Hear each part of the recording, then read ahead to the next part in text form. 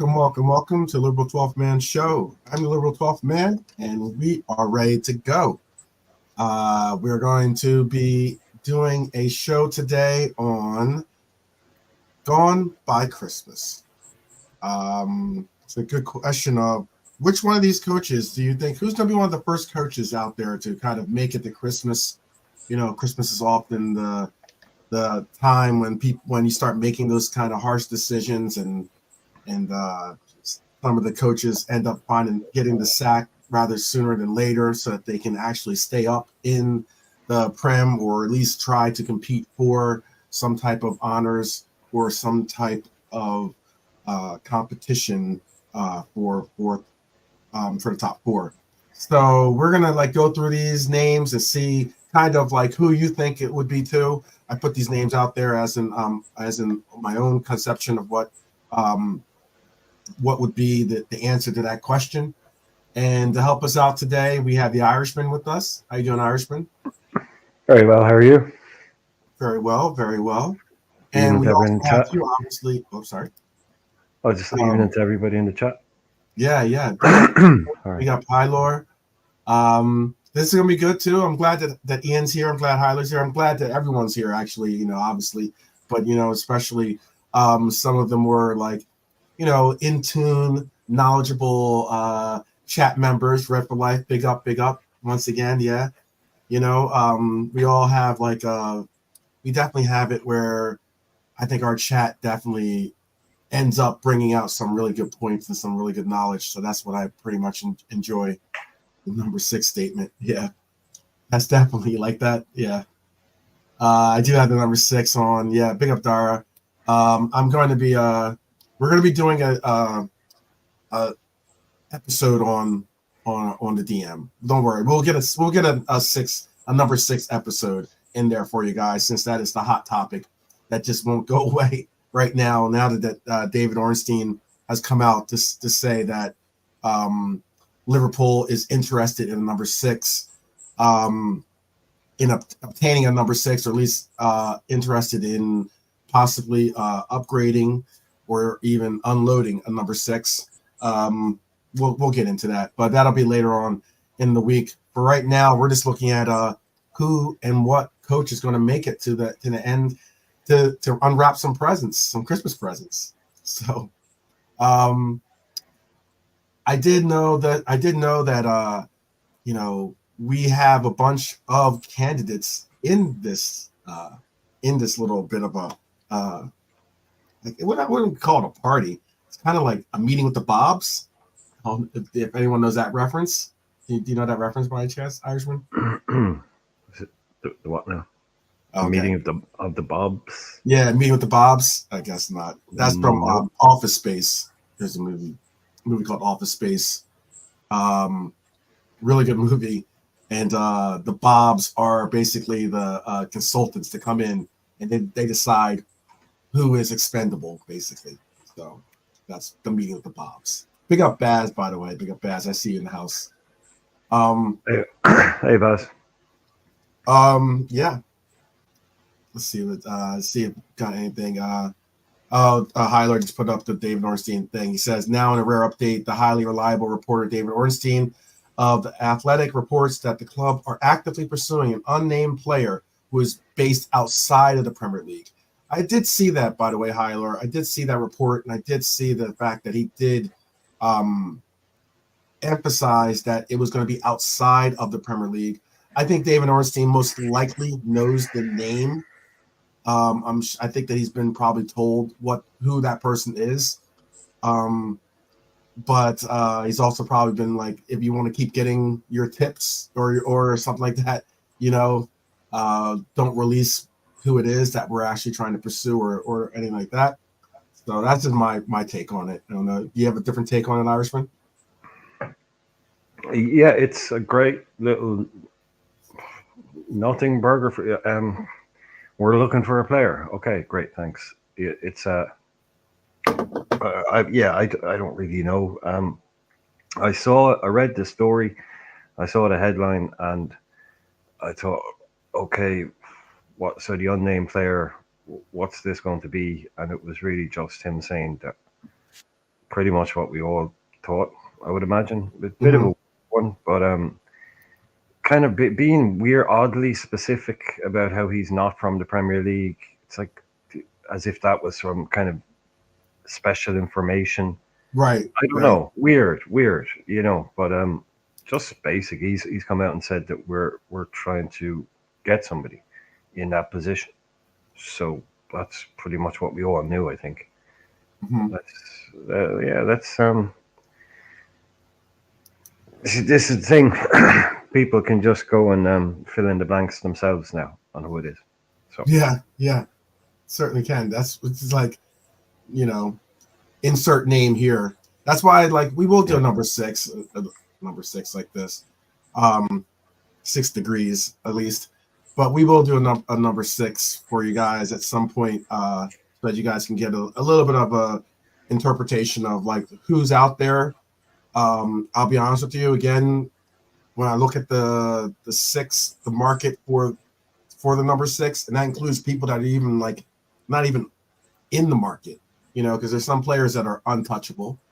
Um, it's really not overwhelming. It's really not that overwhelming of names out there where you're like, oh wow, that's got to be our selection, or we got to go all in. A lot of names out there that are overpriced or maybe under exceptional when it comes to uh, being someone that you would go all in for. So and also maybe even going over what we already have, which is what I see it as. But all the same, we might be joined by Lee. I'm not certain if he might be busy at the moment. I know that he's eventually going to be making a big move, so maybe he's involved with something like that. Also, Hyler goes on to say, it looks like Liverpool and David Ornstein has defined meaning of life as they finally seem to grasp what everyone else in this universe knows. LC needed number six. He's impressed. That's funny, Hyler. Um, but yes. Let's just jump right into this. Actually, uh, um, let's go. well, you're obviously sending out subliminal messages there. With you want to put the number six out into the universe, so Yeah, clearly it's on your mind. yeah, exactly. Yeah, it's clearly on my mind. I know. I don't know why. I guess it was because I got bombarded with all the content that came out today. At least a lot of the content that I watch, at least, um, was 6 6. I'm not gonna go too many sixes there, but like No, no. the six, the sixes were certainly like the topic of discussion, and it was Sorry, one interesting. second. Yeah, All right. of course. And what was interesting about it too was like, um, with the conversation that was going on with the six. Uh, yeah, that's my tribute to Dejan Lovren. That's right, Ian. Big up Dejan. Dejan Lovren was like a special guy. Um, he was Mo's BFF for sure. Um, but but yeah, like with a lot of the stuff that I saw today, it was just like a lot of different angles because you hear David Ornstein say something, it kind of is a little bit closer to being the gospel from Liverpool. So you're more likely to believe or pick up the feelers of, okay, something must be happening because they're not going to have their I won't call them mouthpieces, but I mean like that might be a too harsh of a word, but it's definitely going to be something that you have to pay attention to, and that's something that's the reason why it is what it is. But there's a lot of names out there that could be the player. um, I saw Lawrence McKenna did a show today. He had some of the names that I suggested. What was very interesting is he looked at Scalvini. I'm not going to get into a lot of names. That's the only name I'm going to bring up, but he brought up Scalvini. And what was unfortunate for Scalvini is that I just saw that he had a ACL injury. He's a player that I highly rate. He still had him as the actual op or player on his list. But when I saw that, I was like, I'm not really interested in going down that route to try to recoup. We have enough problems with trying to keep people healthy. I don't want to necessarily go down the route of trying to go in for Scalvini. So Bastoni is when I'm thinking of it, I'm thinking Bastoni for center back, and we'll figure out the number 6. We'll figure it out. But anyways, let's get into this as well. Let's get into this talk. Let's get into this. We'll save the center back episode, and we'll save the number 6 episode for another time. Because sorry about that. No worries. We want to talk about. We want to go on and talk about these coaches, these managers out there. Let's just rip the Band-Aid off. Basically, I know that Arnie was on the thumbnail, but let's be honest. From what we've seen so far, there's those people out there that are very, very pessimistic. There's some of the fan base here has already said, Arnie Slot out, not really giving him a chance, not really looking at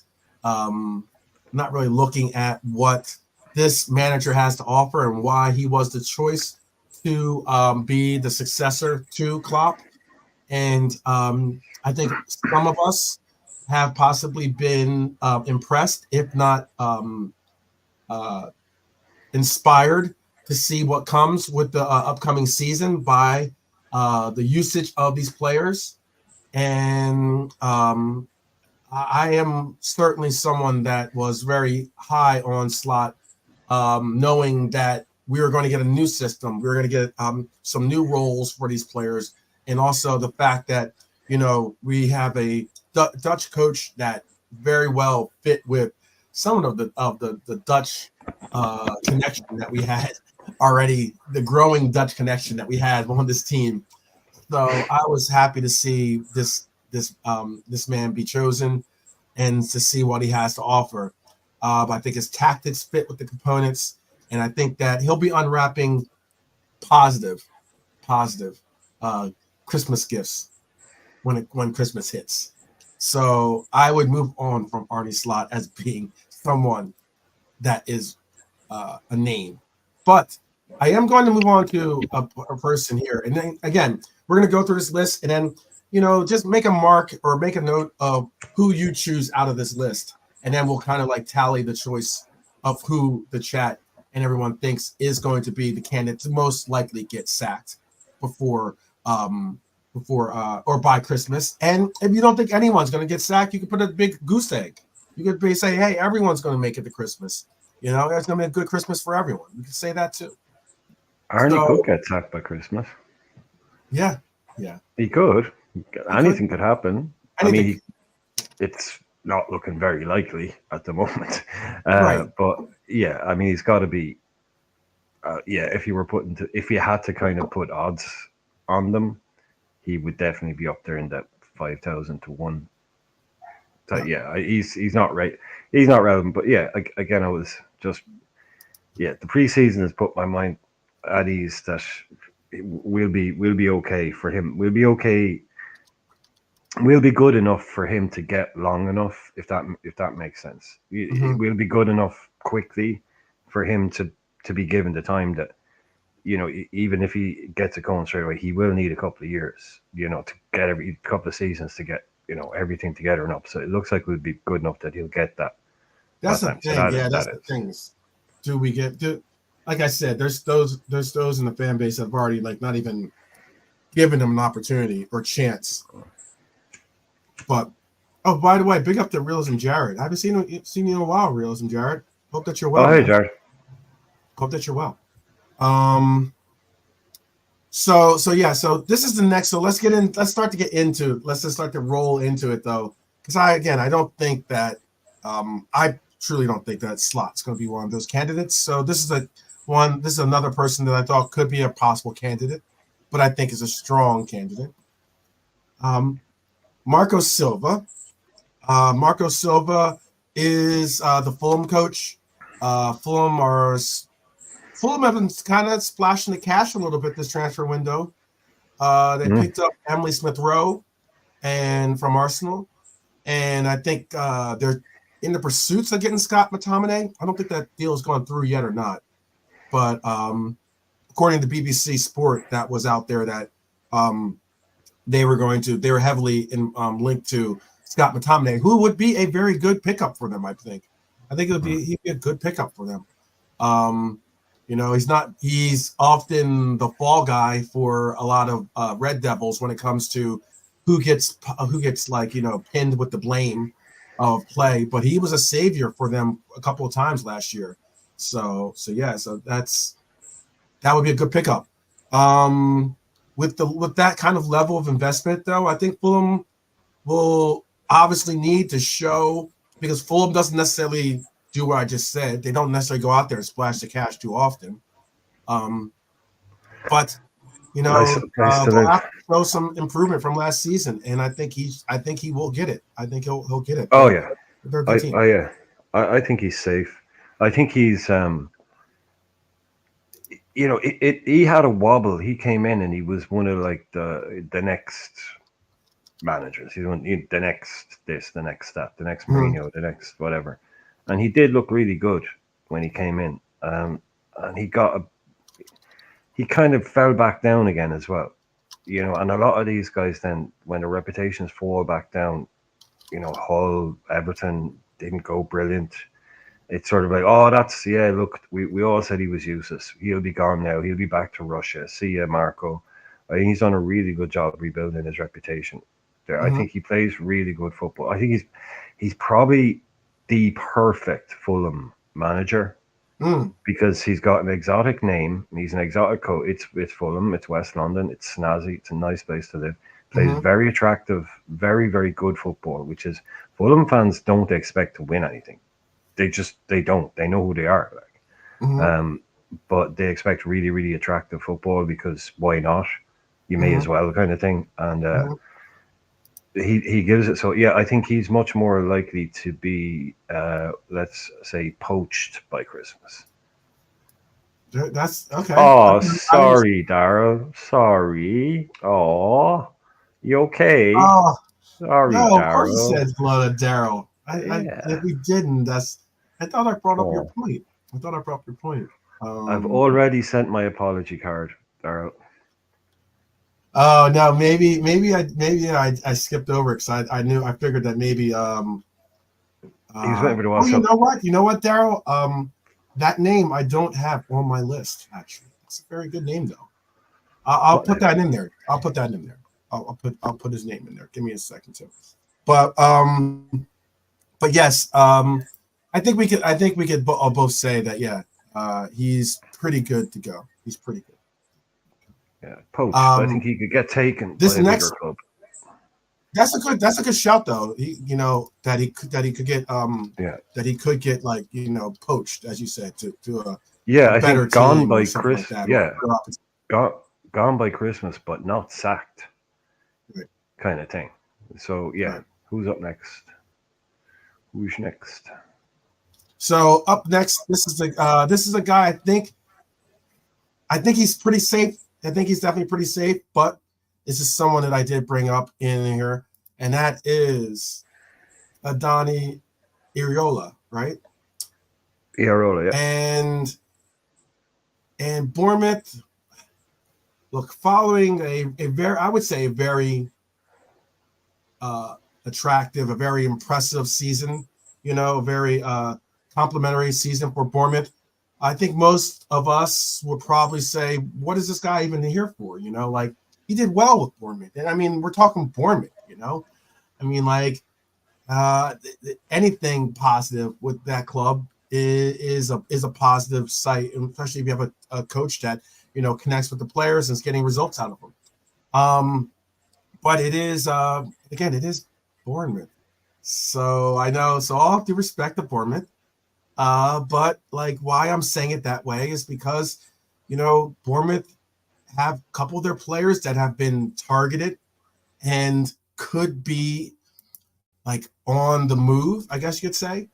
And also, if you're not going to rebolster them, if they're going to just sell and not necessarily and try to bring talent from within or maybe even gonna have to engineer another talent from again, then you're also looking at a case where, hey, you know what, you could have a drop off. Basically, that's basically what I'm getting at, and that the win that you had behind that sale could kind of falter a little. So I have him in the list. I don't know if he's necessarily a top candidate, but what would you say about this candidate so far? I don't know. What's your shout on him? You may as well finish land your point. What do you think? Gone, or do you think I he'll be think he'll gone? stay. I think he'll I stay. think he'll stay. Yeah, I think he's done a brilliant job. I haven't paid, like you're saying that there. I haven't paid a huge amount of attention to their transfer business, but they're one of those clubs that you kind of you don't really notice what they do most of the time, Mhm, and they end up mhm, with some pretty good. Yeah, I think what he did last year, there was a lot of talk. It wasn't really popular because Scotty Parker had really just turned it into a bit of a car crash, and mhm, then so he gets sacked. They probably tried to get everybody that they or tried to get somebody else. They asked Gary O'Neill to step in. Gary O'Neill does an absolutely brilliant job, keeps them up, but they had the courage of their conviction to go ahead with their plan to bring in this Iraola guy, regardless of how good O'Neill had done. Even though it was probably getting a bit twitchy there for a while. And he came in, and so that was kind of, a young English coach loses his job because fancy foreign manager coming in was the very talk sport kind of reaction to it. And yeah, as usual, it didn't start off brilliantly, but he by the end of the season, I think they were fourth in the form table over the last 10 or 12 games. I think they were top four. They were one of mhm. the best teams in the league. So again, I think he's someone who he definitely ain't getting sacked. But if they start selling his best players and don't replace him, I think he will not be short of offers. He Mm. will not. There's future Real Madrid talk about him. If he's one of those guys where if it all goes to plan, he will be taking over a big club. Mm. So he's Okay. got a kind of a yeah. Again, I think possibly Bournemouth will be the ones trying to hang on to him as opposed to him trying to keep his job. I think. So yeah, definitely safe. Safe as houses, as they Okay. say. This next coach here is someone that I think had a great end of the season. He you know had a really upbeat approach towards using Elise and Eze in their attacks. It's another manager whose firing would be a shock given last year's efforts, I'm sure. Um, but this is Oliver Glasner. Glasner was so impressive in 2024 season that Bayern Munich was actually looking at him before they ended up going for a company. Um, that was according to, I think, Sky Sports put it out there.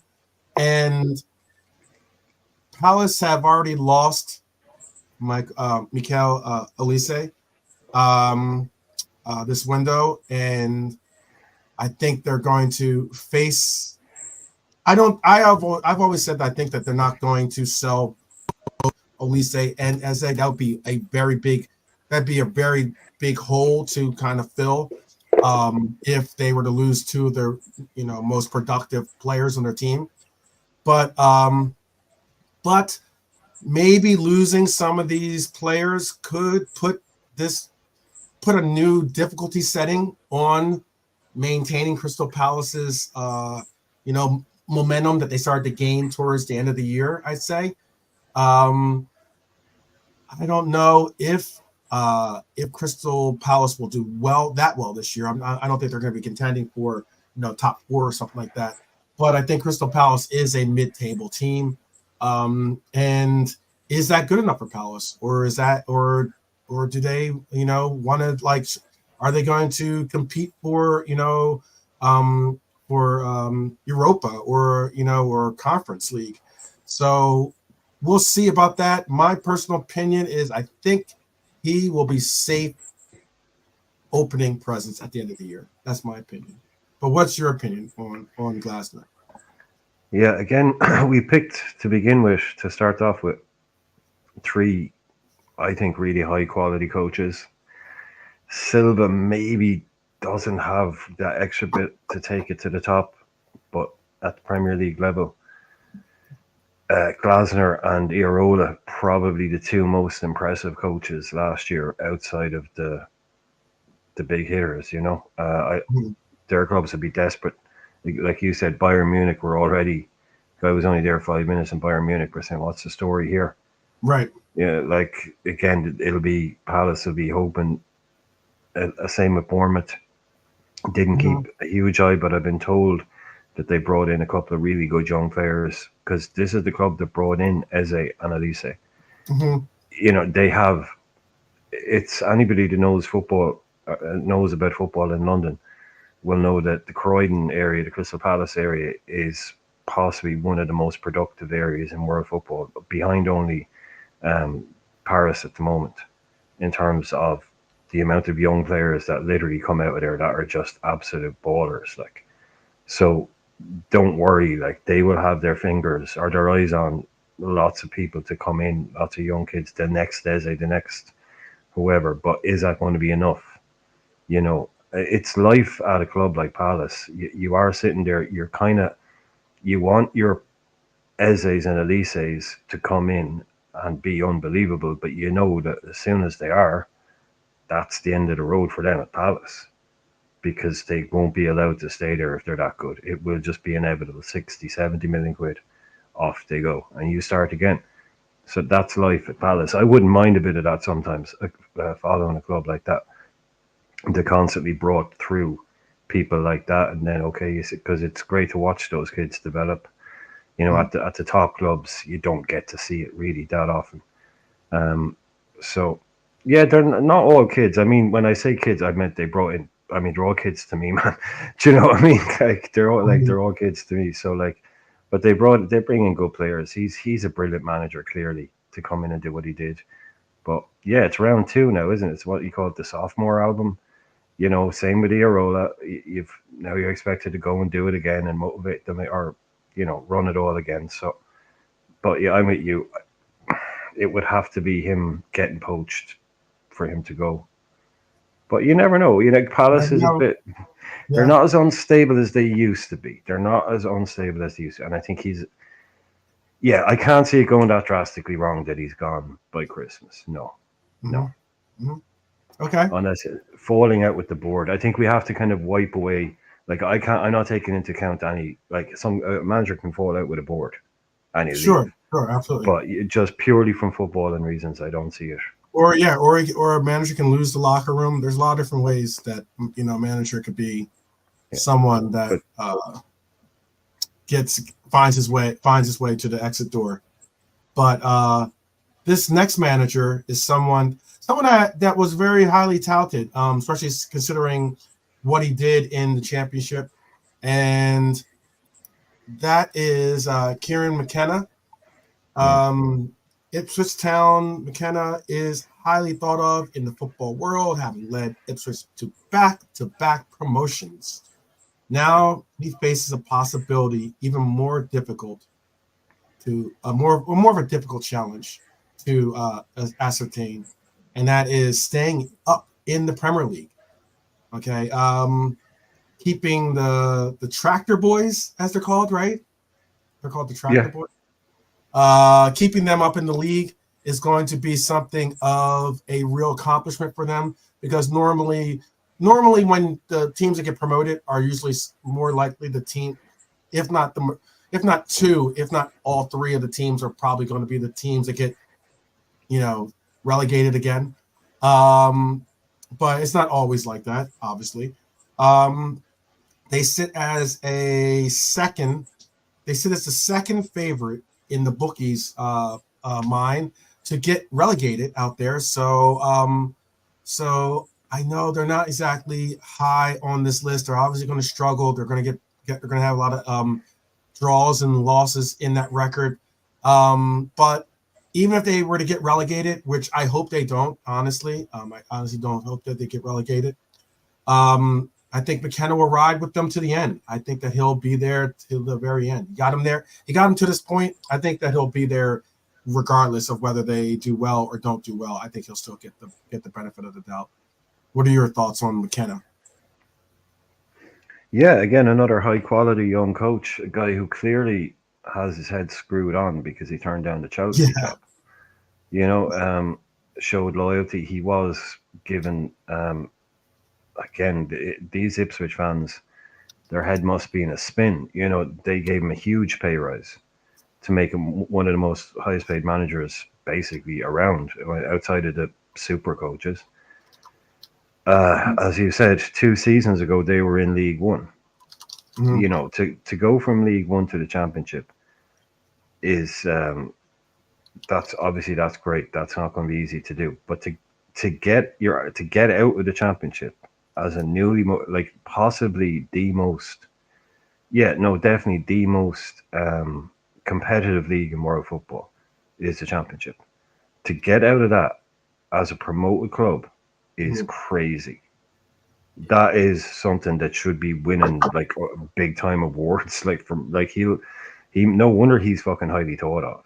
You don't do that. That's just you that's not the done thing to come up. It's so Come up twice, um back to back. that's what I'm saying. To go Yeah. up as a promoted club, that's unheard of. To go up to get promoted to the Championship and then to get promoted to the Premiership as a promoted club Mhm. from the previous season, that's unheard of. Yeah. You know, it's the clubs that drop down. You think about the clubs that drop Something's down, connected. Yeah, hardship something's payments. working with what he's Yeah, whatever he's got on that yeah, on that blackboard. It's working. Yeah. yeah. He's not going anywhere unless, again, another one. I don't even then. I think he's shown Unless he gets loyalty. poached. I I can don't. see. I Well, can see. Yeah. I was going to say poach, but I just think I'd be contradicting myself. He's already shown that loyalty to sign that new deal and turn down Chelsea. I don't see him leaving them without doing the full season there. He's not going to leave them in the middle of it. He's Yeah. already shown he'll turn That's a down a great big point. job. That's a great point. Yeah. There's no way. There's no way a coach that had the opportunity to go to a big club. Look, Chelsea is a big club. Yeah. You know, to have the opportunity to go to a big club with plenty of resources, and he turns them down to stay loyal to the club that he brought up to the Prem.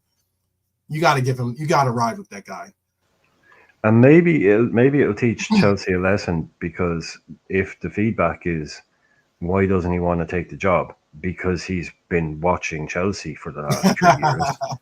I think it's because he's been watching. Yeah, because he's watched. Yeah. Look, Why Poch, would he take the job? what happened to Poch was kind of criminal almost. It's like, you know, I don't understand why they act like they want to give him a shot, and then they have a little discussion. They have a dinner, say, yeah, you're our guy, and then next thing you know, give him a call and be like, yeah, you're not that guy. You know, so. Yeah, Hydor, it's something I've been trying to mention, but as I said, it's Ipswich, Bournemouth, and someone else. I'm not totally up on the players they brought in. I know Ipswich has spent a fair bit of money. I don't know who. Oh, Palace was the other one that we did. I can't remember the name of the two. They brought in two guys, I think. I can't remember their names. Mm-hmm. Yeah, it's the lower clubs. Yeah, sorry, man. I haven't been up on the lower club, the smaller clubs transfers. Who did Fulham bring in? They brought in Smith Rowe. Who else did they bring in? Like Hydor, if you know them, man, as we're talking about, just I know you're quick enough. You can pop a few of them in if you want to mention who. If Bournemouth spent 20 million on someone or Palace spent 20 million on someone that we haven't mentioned, obviously, because that would obviously make a big difference. I know, yeah, like Fulham got Smith Rowe, right? Did they buy anybody else? Did they buy a striker? I don't think they bought a striker, did they? I don't think they did. No, I'll pull it up for you guys. I think one of the major reasons why, like, unless they're a huge name, I haven't really been mentioning a lot of the quote unquote ins and outs. Yeah. Primarily because there really haven't been that all dropping ins and outs. You wanted to know Ipswich? I'll tell you who's in and who's out for Ipswich. Hold on. I think someone said they spent like 60 million for quid. Ipswich. They have brought in Omari Hutchinson. They brought in Jacob Greaves from Hull. Omari Hutchinson was from Chelsea for Yeah, I know 23.5 that. million euros. Bloody hell. Jacob Greaves was Hull. They brought him in for 21.5 million euros. These are all in euros, by the way. And also, they brought in Liam Delap from Man City Liam for about 18 million, 18.9 million euros. They Wow. brought in Eric Burnley for 9.6 million euros. And Say they that brought again. in Sorry. a Connor Townsend from West Brom, Muric, M-U-R-I-C, Oh, from okay. Burnley. Is that from City? From Burnley. Okay. Is he a goalkeeper? I don't. Let me double check on that. Yeah. But Yeah, they've done. Delap was the player from City, From if City. that's what you're asking about. No, it's the other. That's Rory Delap. Yeah. Our Rory Delap's son. He played for Stoke. He played for Ireland. Got the long throw. He was famous for the long throw. That's his son. Okay. He's Yeah, yeah. he's really highly rated. Mhm. So yeah, no, that I've heard. I knew they'd done. He is a I've been told Muric is a he goalkeeper. is. Yeah, 60, Mhm. 65 million. I'd heard they'd spent. So they're backing him. So yeah, I think hopefully it'd be amazing to see them stay up. But it looks like they're buying the right. They're all buying the right kind of Yeah, profile, the and they got similar Ben profile. Johnson from Oh, okay. right, Ben Johnson from West Ham, but that was a free Yeah. transfer. So that's Ipswich summer signings. All kind of young kids. Oh, and Yeah. yeah, no, it's just Hylor is it's a farming area. Hylor. It's a farming area, so they're called the tractor boys. So that's what it is. mhm, mhm. It's not that Yep. they have a penchant for tractors.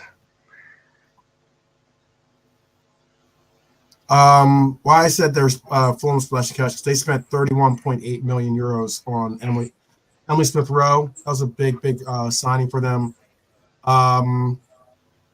Let's see, who else did you? Is there another team you wanted to know? I mean, like pretty much Who did the Palace? Crystal Palace. They do anything? Palace, Bayern Munich. That was Elise, obviously. 53 million Well, euros that they sold.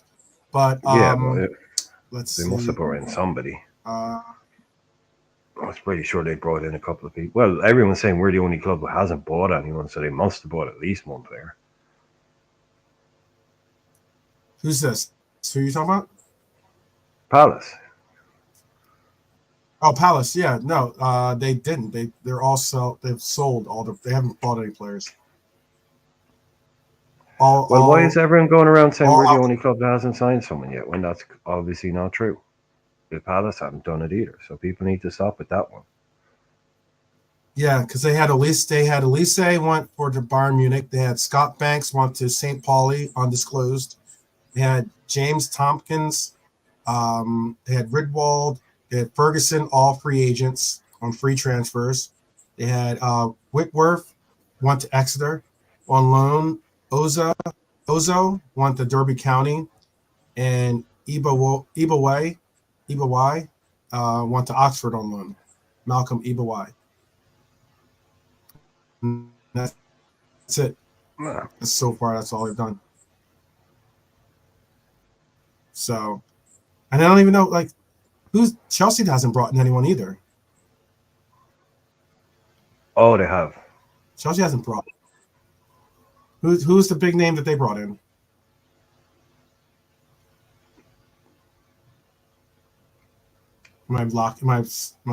Chelsea? Locking up? Chelsea signed a. I'm sure they signed a defender. I'm certain they signed a defender. Chelsea. Yeah, who is it? You're asking about Chelsea? No, I'm sure they signed another centre half. Oh crap! Who? That's what I'm asking. Oh, I know. Yeah, I'm trying. On this list, I'm trying to think. It has Matson going to Villa. It has Lewis Hall going to Newcastle. They've had a lot of outgoings. They've had Hutchison go to Ipswich. They've had Golding go to Leicester. They had Ziyech go to Galatasaray on a free. They had Silva go to Fluminense in a free. They had Webster go to Burton Albion Albion. on a free. And they have Malang Sarr go to RC Lens on a free. Who did they brought in? I was sure they brought in some centre half. I can't remember. Or did they bring in one of those Brazilian kids? I don't know. I was sure they got someone too. Why is everyone going around saying we're the only one that hasn't fucking signed anyone? If Chelsea haven't done it, Palace haven't done it. That's weird. I know what you're saying. I'm going to close this window before it starts locking up my thing. I know what you're thinking of. You're thinking of the Brazilian, the young Brazilian star that they brought in or were heavily linked to. That's what I think. It's probably like one of those pre-arranged deals or something, so it doesn't count or something. I don't know. Yeah. Wow. Chelsea.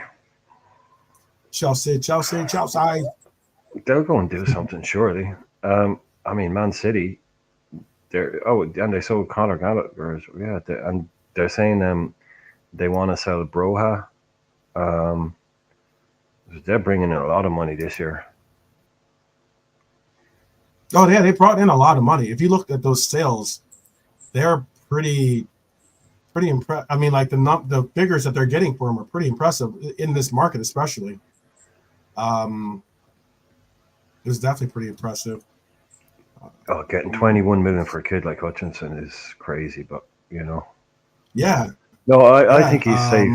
Healer is just saying if what he's already done, like that. Yeah, that even if they do go back down, which they're probably budgeting for, they won't be budgeting to stay up. They'll be budgeting to go back down. They won't sack him. Like if they have a good, a decent season, and still go down, they're probably the smallest. They're backing him, yeah, with players, but yeah, you couldn't sack a manager after what he's done the last 2 years. You after to then just get to the Premier League from League One in 2 goals and 2 hops, to sack him just because he can't keep them up there. No, that'd be really on. But look, football, man, football. You never know. But I'd be really interested to see where he ends up. I think he'd be one. He's one to keep an eye on in the British game, without a doubt. Well, maybe they signed for years. Maybe you're thinking of they might have signed that guy, Hassan Abrabioya, something like that.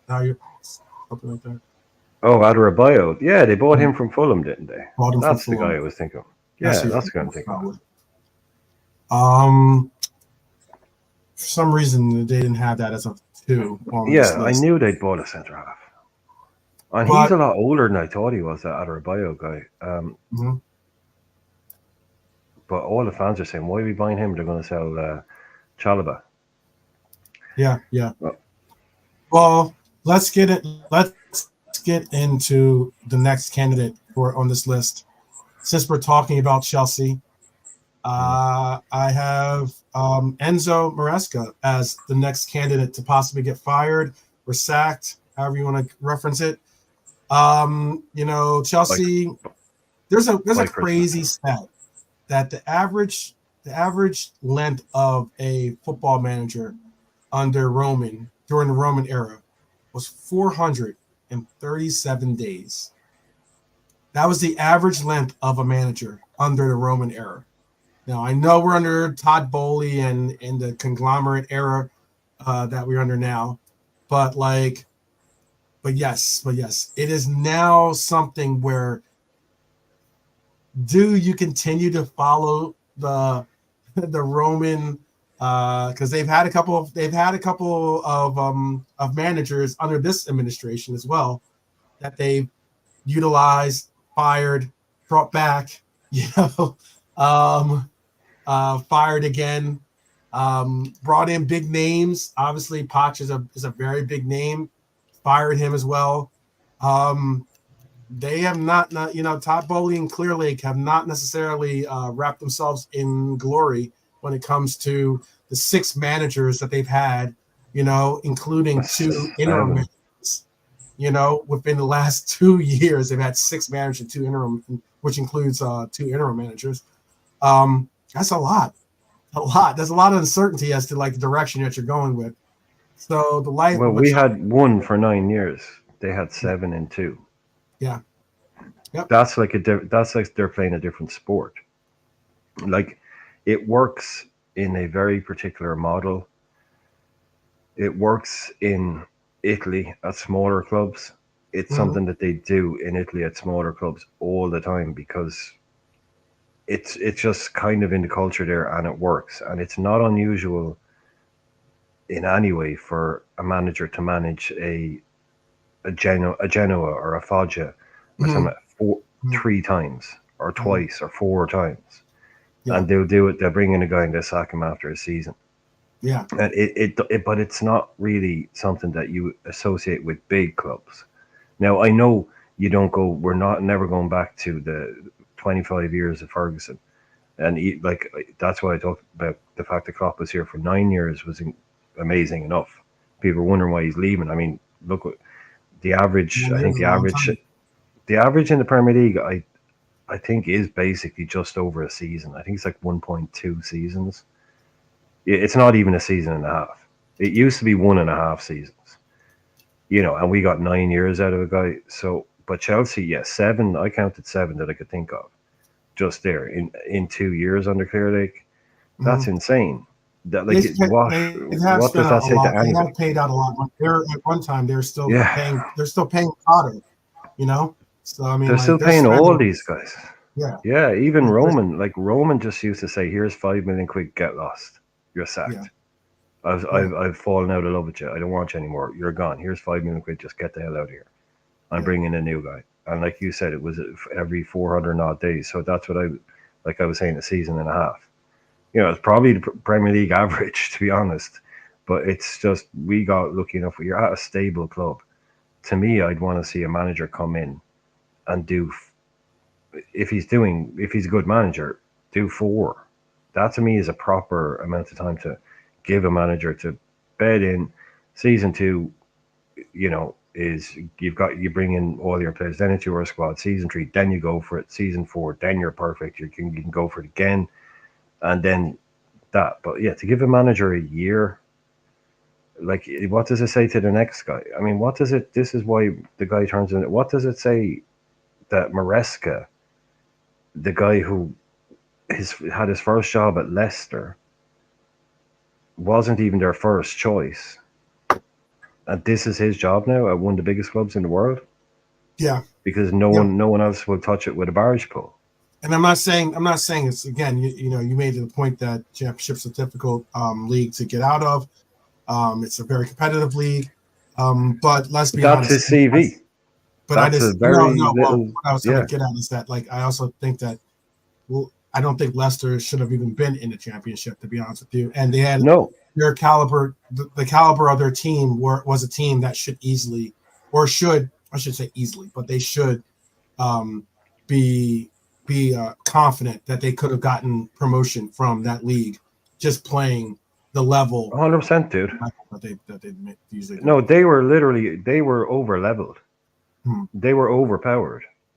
And that's like, regardless of what we said about the championship, that Leicester team should have scored 100 points and 100 goals, and they did, because highest the highest squad value ever to be relegated from the Premier League, and the highest wage bill ever to be relegated from the Premier League by a distance. Mm-hmm. And they kept most of those players when they went down. They had 120 grand a week, 100 grand a week Premier League players all over that squad. Now, maybe I'm a bit high with the wages, but you know what I'm saying. That was a completely over level squad for the championship, and they had to come back up. So it only took a decent coach to bring them up. It really didn't. So yes, it's an achievement, but I mean, that was kind of an open goal. That was a gimme. That was a layup, Mm-hmm. So I wouldn't be putting a lot in it to get the bloody Chelsea job off the back of it, because the Ipswich manager turned you down. I mean, he might look like Pep Guardiola, but that's probably about it. Yeah. Yeah, that's actually there were 7. Chelsea did have a bit. The list I saw only had the twos. It didn't have the froms.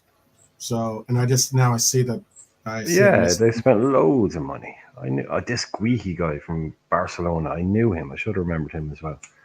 So the money that they unloaded, they pretty much they spent more than they brought out. They spent more Yeah, than they they than took they your man's with him. Yeah, we should have remembered that as well. Maresca took your man Dewsbury Hall with him. They were all going mad about that one. yeah. Ant was really annoyed about that one. Villa, they got the Jorgensen from Villarreal. They got Kellyman from Villa. They got the player from Basel. They got Vega, they yeah. talk about Caleb Wiley. Wiley from the MLS That's actually. your boy. Your Yeah, boy. We were talking about him the other day. yeah, and they even picked up the Barcelona guy as well. So Guihi, I think it is Guihi or something mhm, weird like that. Yeah, I think mhm. he's a striker. And they want to sell Broha now. They bring in this Guihi guy who's basically just another young striker, but they have Broha, so they want to sell and they want to sell him, and they'll probably get bloody 30 million for him. Hmm. You know, they're going to bring in like Romano is listing off. They've got 3 or 4 guys yet to sell, and they will before you know They it. spent well over 100 million. They spent close to like 110, They haven't bought anyone scary though, have they? They haven't bought No, anybody scary for that you're you to looking at say you going, spent ooh. 110, for you to say you spent over 100 million, because it's well over 100 million. I think it's like 110, 112 million, or it's about 100 million euros. I mean, excuse me, 100 million pounds. I think it's like 110, 115. They're just coming in profit there. Healer is saying they're And just yeah, minus. They're 11. They're 11 in profit. So don't worry, they'll spend it. Yeah, look. Yeah, I don't what's the know. like the biggest guy on the list is Dewsbury Hall. I mean, that's kind of. I mean, that Guehi guy, he's a prospect. The other guy, Hutchinson or Kellyman. I mean, come on. I don't know Um, if they're in. I don't think they're in the profit zone actually. I think they're behind a little bit, but just don't. no, I'm they're doing minus. They're minus 11. Sorry, I couldn't. I'm yes, reading it from yeah, about 20 feet away. It's yeah, minus 11. Sorry, yeah, minus minus. 11.5. Yeah, Yeah. exactly. Yeah, yeah. Okay. Yeah, nobody scary in that list. That's just Yeah. squad building. That's just like random. Like, do anybody really think Keenan Dewsbury Hall is going to become a top player for Chelsea? Come on, no Well, chance. I put I put this guy in because of Daryl's suggestion. Hopefully, Daryl's still with us to see his suggestion be mentioned. Um, and that is Thomas Frank. Um, I didn't have him in this list because I think Thomas Frank one is a good coach. I think Brentford really rates him highly.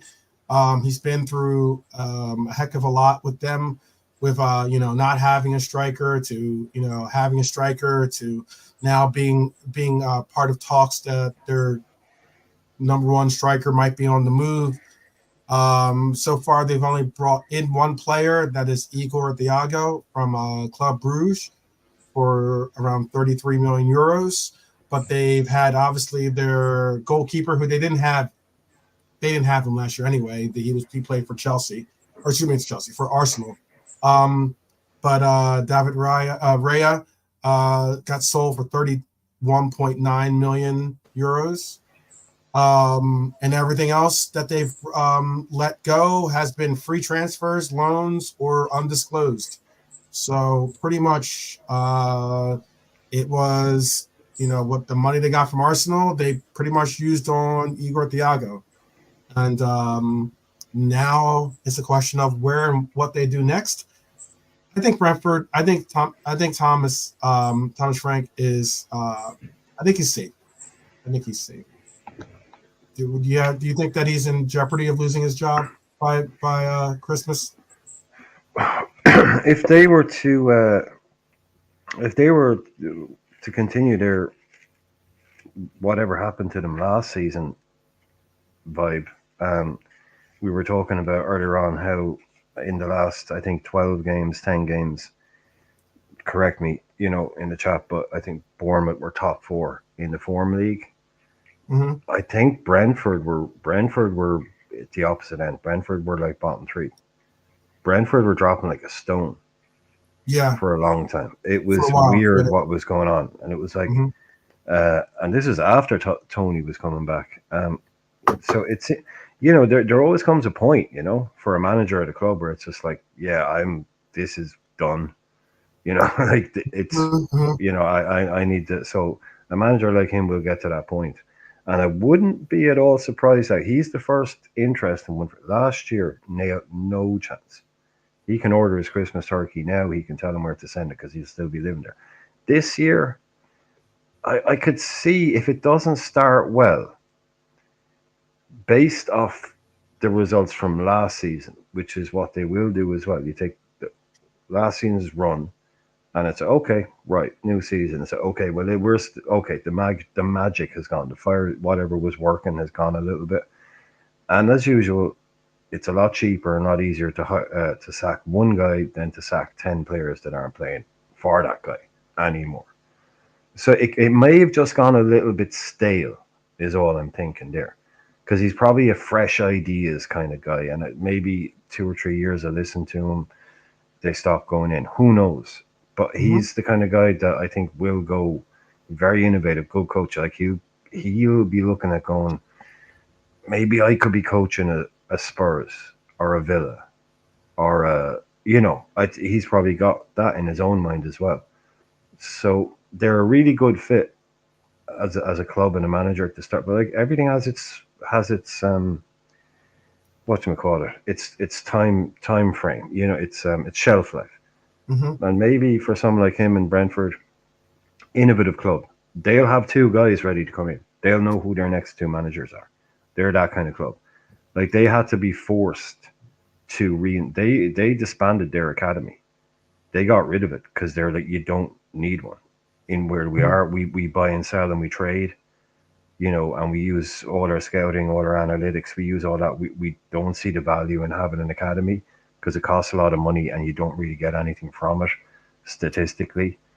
And because you have to have one if you're in the Premier League, they only have one because the Premier League forced them to have one.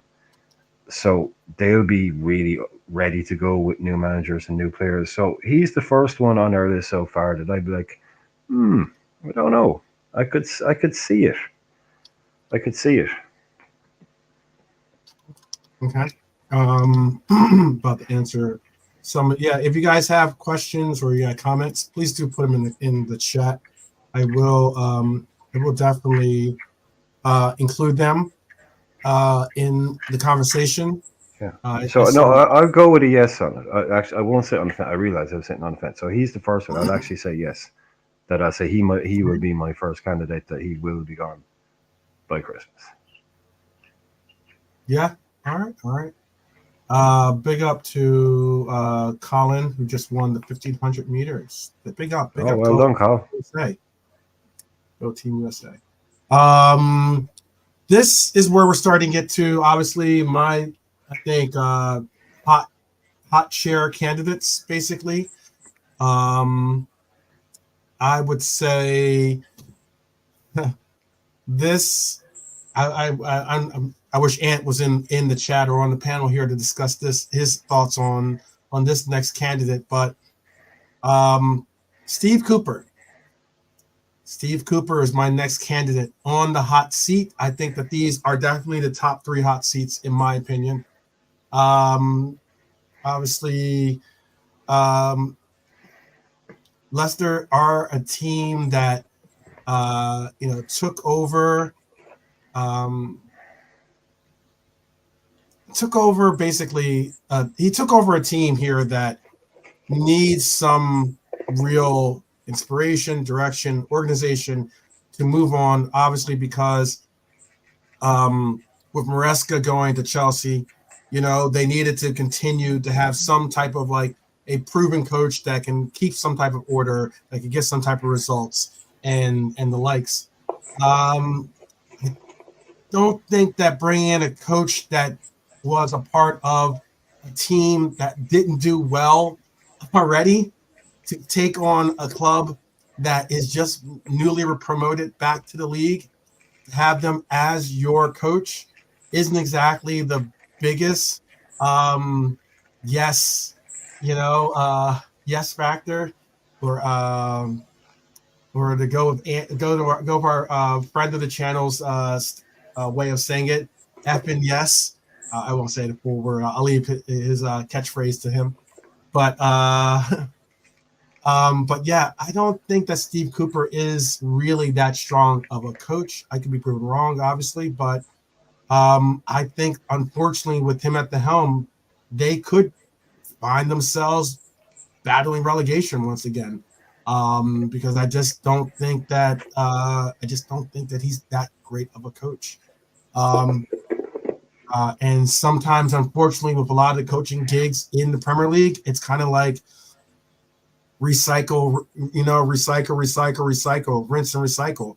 And some coaches that probably should be given opportunities aren't, and they just go with these names that have been given chances time and time again. And I think Steve Cooper is one of those guys. So I think he could be a candidate at least. I'm not saying he's the one that goes down. I'm not saying he's first. I am saying he's a strong candidate. What's your choice on what's your beliefs on Steve Cooper? Yeah, really tough gig for him. I'm not sure he was anybody's first choice. He definitely wasn't Leicester fans' first choice. He was Nottingham Forest manager 5 minutes ago, and they really hate each other. So that's one of those kind of goodwill scenarios. Whereas, a guy that already has some bad will in the tank coming in the door, it's probably not ideal. I'm sure, number one, they didn't want to lose Maresca. Obviously, that was not their plan. They thought, oh, we got this great young super coach now. Oh, hang on, what? He's gone? Oh, crap. Now what do we do? It's real. It's a real kick in the teeth for them. If he's not gone by Christmas, he won't be here next year. We won't be talking. Yeah, I don't know. Yeah, I'm about to say that. Yeah, you're kind of waffling a little bit, I guess. I can't say. I don't see him lasting the season. Whether he might make it to Christmas, but I don't think he'll last the season there. Because I think he kind of showed with Forest that even with a lot of money and a lot of good players, which he had at Forest, he did. He didn't really kind of overachieve with them. He kind of just about, again, they're Forest. They stayed in the league, which is good, but they weren't amazing. They weren't brilliant. They weren't. They weren't. But he's got better a lot of money. Spent a lot of money. Yeah, Leicester spent some money too this year. I know they've brought in Sporting CP's player Fatuwa. They brought in Okoli from Atlanta. They brought in Golding from Chelsea, and they brought a free transfer. They brought Bobby de Corvarid, which was that's a good transfer actually. He's a good player. On a free transfer too, by the way, which is pretty interesting. And then they also obviously made the big sale of Dewsbury Hall, and they made a couple of free agent or free transfers that walked basically, and that was Inacho, the striker that left, left, and Prait left as well. So they had a couple of names that have definitely left the garners of the team, but I just don't see it. I think he's a hot candidate. Yeah, I think he is very much. I think he's got to be in the top 3, definitely. Just like what Jimmy said, it's almost like if we hired. Look, it wouldn't be a great example, but say if we hired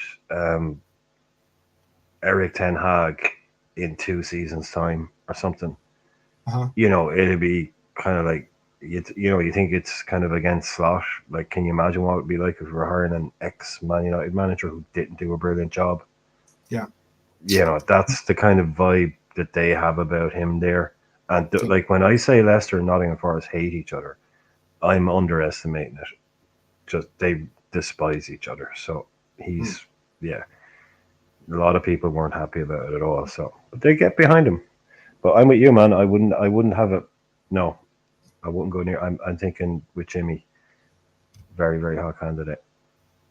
The next candidate. Well, you know what? I don't.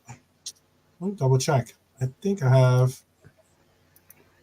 I have another candidate on here, but I don't, for some reason, I don't have his picture. Hold on one sec. Let me pull up his picture here. Because the next candidate, I think, he actually, we were just speaking about Steve Cooper. He actually replaced Steve Cooper. So now I would move on to Nuno. And let me pull up his picture for you guys. I think Nuno, I don't know what it is about Nuno. I know that there is a good coach there. I believe that he has a good coaching mind, I guess you could call it. They barely finished. They barely avoided from getting relegated last year. I know that Nuno took over for Steve Cooper in December. Okay. And like they made a lot of moves actually. Forest has made a lot of moves in that they've made a lot of sales, or they've let a lot of players walk out the door. Let's see, they have 1, 2, 3, 4, 5, 6, 7, 8, 9, 10, 11, 12, 13, 14 players have left the roster in one way or another, whether it's through loan, free transfer, or actually sale. And that's a lot of players. They've brought in 6 players so far. They brought in Elliot Anderson from Newcastle, which was their very big deal. They brought in Olenkovic from Fiorentina. Not that great, not that big of a deal, but it is a notable player. They brought in Silva from Vitoria. They brought in Stamentic from Red Star Belgrade. And then they brought in Miguel from Corinthians, and they brought in a player from St. Pauli. So they brought in some players, no big name players on that list. I mean, the closest to a big name player, I guess you could say, would be Elliot Anderson. It doesn't necessarily, really say you scream out, wow. But they've let some big name or some big talent for themselves. Both players go into Lyon, which is interesting. Mangala and Nikahate both went to Lyon for 31.9 million, and the other one for 23.4 million. Those are 2 big sales. And then they had Aguilar go to Rio Ave. But it's one of those cases where I think Nuno's could be a candidate for getting sacked if Forest starts to waver a little bit again. They're going to look. They're not going to say it's the players. They're going to try to figure out a coach to replace and bring about some results to save them, not only from possibly getting relegated, again, but to also start making some positive traction forward, similar to what you saw with Crystal Palace for something. And that get a coach that kind of like get some actual results out of the players. So I still have him on my list though as a hot seat. How about for you? Is Nuno a player? Is a coach that you see going in there, or is he safe? Oh, he gone. Oh, he gone. Oh, he hasn't got a hope. That guy, I think, as like we were talking about Brentford a minute ago, and I said, and this goes for a lot of clubs, to be honest, most of them these days, some of them more explicitly than others. Brighton and Brentford definitely will have basically the guy who owns Brighton. He said, "I know who's taken over from me." Right. Because I don't just know who's taken over from my current manager. If I get him, I know who's my replacement. I know who's replacing my current CEO. I know who's replacing my chauffeur. I know who's replacing my gardener. We know who the next 2 people are that are going to come in. Like, I think this guy Marinakis, he sacks people, and then he tries to figure out who he gets a fit of rage. He sacks a guy, and then he tries to figure out, okay, now who do I bring in? Who's out there? And he panicked appoints, and Nuno was available, so he got the job. Like, 4 bad games. I wouldn't even give Nuno. I mean, he could be gone by Halloween. I mean, that's so Forrest. He to me has to be the number one candidate to lose, to be the first to lose his job. Okay. Simple as. All right, so I'm gonna move him up to a hot seat. Well, he's already in a hot seat. These are all hot seat candidates because this next candidate is someone that I think was lucky to keep their job last year. Someone that uh,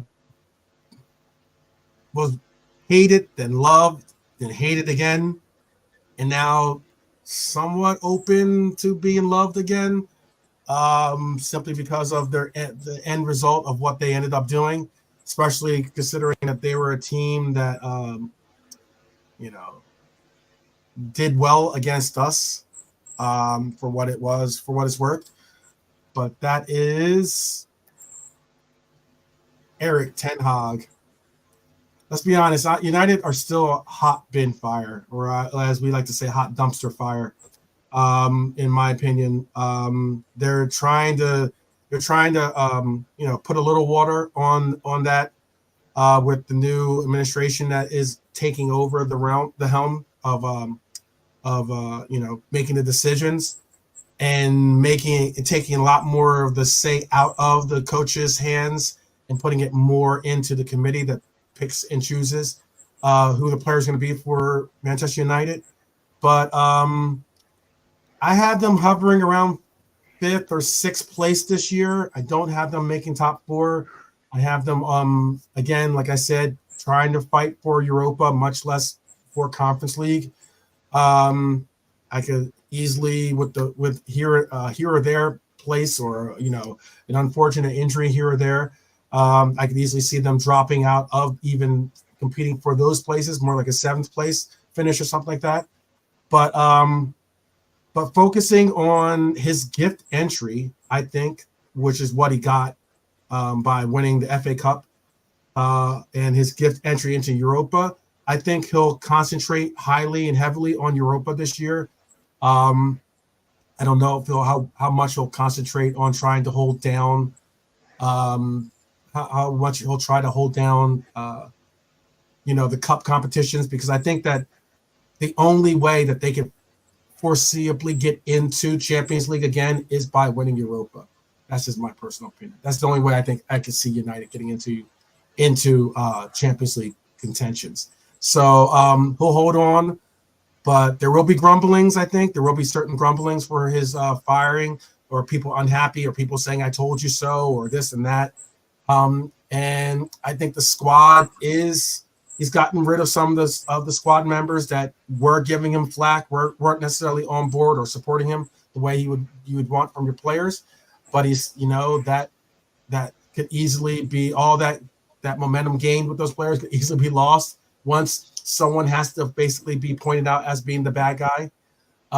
So I just think the squad isn't necessarily good enough to hold anything down other than locking down an occasional rivalry game.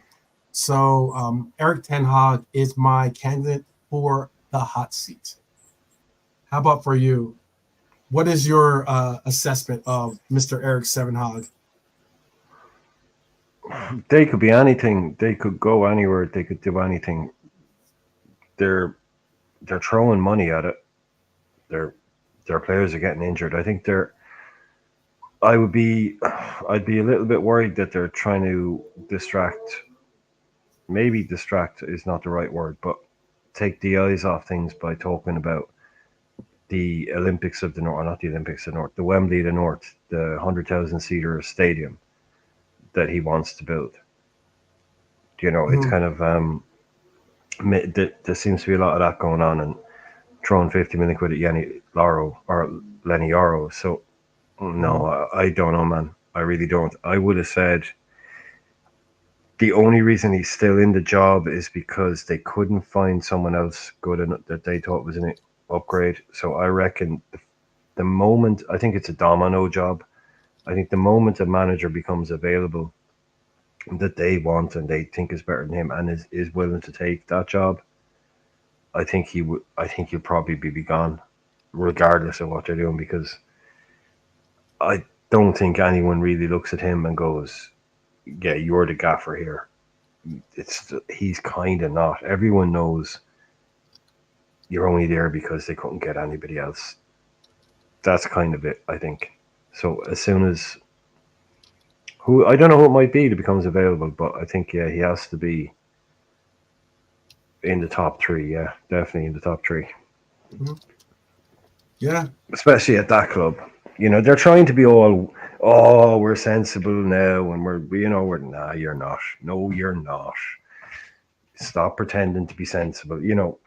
They oh, you're it'll right. go badly, and they're Man United. They'll see another shiny name, and they'll want to go for him. Yeah, Alex is right. He says they just keep buying his former players basically, and his former players keep kind of letting him down a little bit, I would say. And Bernie goes on to say, who would they get though? They've invested heavily into players, and Ratcliffe is the key. I think he is. He is. He's definitely the key on how and what gets done now with this club. Oh yeah, With he's that got club. control. He's got I mean, full they've made up footballing control. 62 million euros for from Lille or to going to Lille for Lenny Euro. Joshua Zirkey, who was a very coveted name from Bologna, for 42.5 million euros.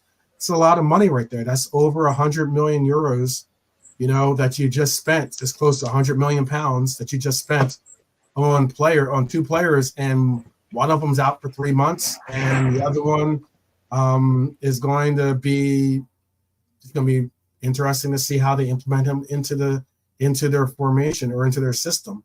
You have Greenwood that just left out on to Marseille. You have Kamwala that just went to Villarreal. You have Karasis who went to Benfica. You have finally allowed to be free, Donny van de Beek. You have Forson Moran who left on a free. It's a big, at least it's some big money coming off your wage book, but Moran leaving on a free. You had Martial leaving as well. He's now a free agent, free transfer, obviously, but a free agent. Some big names. Those are two big names. I mean, Varane and Martial were two names that were very, very coveted. Two French players that were very coveted for some time, but haven't done anything for United. Not a thing. I'm going to bring up this last candidate right here, and this is the last candidate that I have. If there's someone that I missed or there's someone that you want to bring up, Irishman, I'll give you your opportunity to bring up a name as well after this next candidate.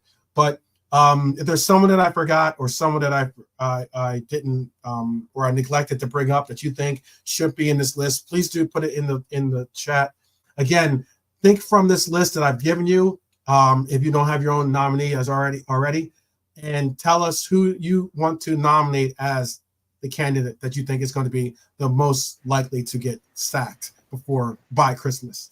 But this is the last coach that I have on this list, and I think I think he's possibly a candidate for a couple of different reasons. But I have Eddie Howe. Eddie Howe, you might say, oh, Eddie Howe is safe, or Newcastle love Eddie Howe, or Eddie Howe is a good guy for Newcastle for whatever reason whatever reason you want to fill in the blank. But honestly, the bookies, if you look at the bookies, not saying that you're going to be out there making wagers, but if you look at the bookies who do sometimes have a little bit of a read on who's certainly should be a candidate at least, he leads the odds on the first manager to be sacked. Eddie Howe is the odds-on favorite for getting sacked, and I thought I should include it because if he does leave, he has a fallback in that I think that he would be interested and he would certainly take on the England job, which is currently still, I believe, still vacant, I believe. So it is a job that might entice him to not be completely devastated by getting sacked by Newcastle. Let's be honest, Newcastle need to get back into the Champions League. They already had the reality of, hey, you can't just spend like City did early in their takeover, and you're going to have to play the books correct. They brought in Lewis Hall from Chelsea for 33 million euros. They let go Elliot Anderson, who again I spoke up earlier, going to Forest for 41.2 million, and they also sold Minta to Brighton for 35 million euros. That is, and had a bunch of free transfers that just ended up leaving. That possibly allowed for them to loosen a little bit of their wage book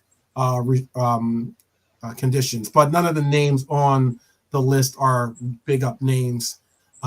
Most notably, one of the names on the list is a former Liverpool player that got let go on a free transfer and is now a free agent.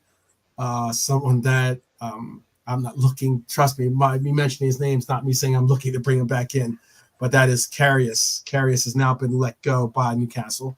But I think Eddie Howe's a hot candidate for this. I think he's possibly he's definitely a on the hot seat because Newcastle need to get some real movement, and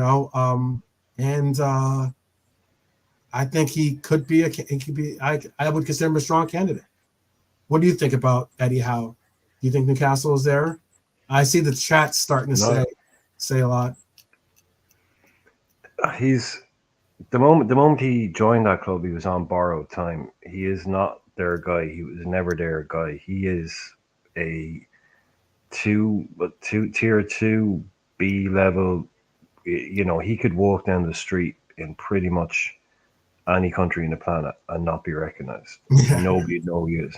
Yeah. The Saudis, well, this is not. They want a Mourinho. They want an Ancelotti. They want a Guardiola. They want a Klopp. The second somebody that, again, we're moving past the era of those people now, but he's the next big name that they think they can get, or it's the big news, or the new Nagelsmann, the new Klopp, whoever it is. He's one of the first coaches that's going to be gone because he knew himself that job is too big for him. He's lucky to have it. Mm-hmm. That's why he's been so completely, such a yes man. Just whatever people want to say about him. He's not really made himself very popular by what he's done since he's been there, the way he's been. So he's basically done and said everything they've told him to do because he's terrified of losing that job. He knows he'll never get a job with that big again. And like you said, the England job could be very nice sop for that, to take up. Oh, look, but I got the England job. It's like, yeah, whatever, Eddie. But if we were still in the era of peak Mourinho, Ancelotti, Hiddink, this kind of thing, they'd have a guy like that. They'd have a big figurehead, world famous manager for their big, huge, world famous project club now. Sure. Not this guy, whoever he is. Sure. So he is right up there. He is right up there. And they've got worse. That's the thing. They overachieved probably by getting to the Champions League the first season because other clubs weren't playing too well. Got into the Champions League, didn't go too well for them. Barely scraped Europe last year. So they've gotten worse. So he's got to be one of the. Yeah, he'd be above Ten Hag. He's in the top. Yeah, he's if not. I have Nuno first, and him second. I would say, yeah. Okay. But again, it's a domino job. It'll be if someone becomes available, you see, that they want to take. But if that doesn't happen, yeah. But I think he should be. Yeah, I think he's right up there. Okay. Yeah. So, what is it for you? What is it for you guys out there in the Mighty Red Army out there? What is your choice, who do you think is going? What's the name that you think is going to be the first that you see, on like on Christmas that makes you go, wow, someone got coal in their stocking, you know. There could be Um, 3 of them gone by Christmas. This it is the could be, Premier League after all. it could be a couple that get sacked, certainly. Because we're not even taking into account the other 2 promoted clubs, Southampton and Leicester. No, we did do Leicester. Yeah, we did 2 of them. Yeah, the Southampton guy could easily go. Promoted clubs sack their managers all the time. Yeah, no, He I mean, could, like, I'll go um, through the names. We can go through the names real quick again. Um, uh, you know, here we go. So we had Arnie, who I think we all were pretty safe to say is probably not going to be sacked unless something catastrophic happens. Um, we had Silva from Fulham. I think that we all pretty much said that he's pretty safe. He's a good coach, good enough yeah. coach, I believe. Again, Fulham spent some money this transfer window. I think Fulham has shown at times that they have the minerals, as the kids like to say, to get results against some teams that you probably wouldn't have thought they would have gotten results from. But I think Fulham is pretty safe. Then we also had Bournemouth's coach as well on here on this list. I think Bournemouth, I think he's a good coach, and I think that we can safe to say that he's probably not. So those 3, I think, are 3 coaches that we don't think are even in the kitchen. They're out. They're safe, But now we start getting into on the fence a little bit, maybe, or edging towards the fish towards the fence, and that would be Glasner would be there, I think, right? Safe to say. Oh no, I was saying he was safe. I have him as safe. Okay, but I mean, like I guess he's saying safe. But I say he's like, he's close. He's not. Yeah, maybe. Yeah, maybe. He's But not. for me, He's not. safe. He doesn't have his feet up on the desk, and he's just and he's reading the paper type thing. I think though he's got a heavy. Crystal Palace expect something from this. He was my poached guy. He was my first poached guy. Right. Very true. Oh. Yeah. Um, So yeah, he could might maybe not see the end of it. I think the other candidate right here was McKenna. We all, I think, again, edging close, but I don't think is necessarily on that fence. I think that he'll be safe because of because you have a real coach in McKenna, considering the accomplishments that he's done. And do I think that you can for Ipswich? Do I think that you can go out and get a better coach than McKenna at this stage? I don't personally think that's the case. I think that he's a very good coach. You should be fortunate that you have him.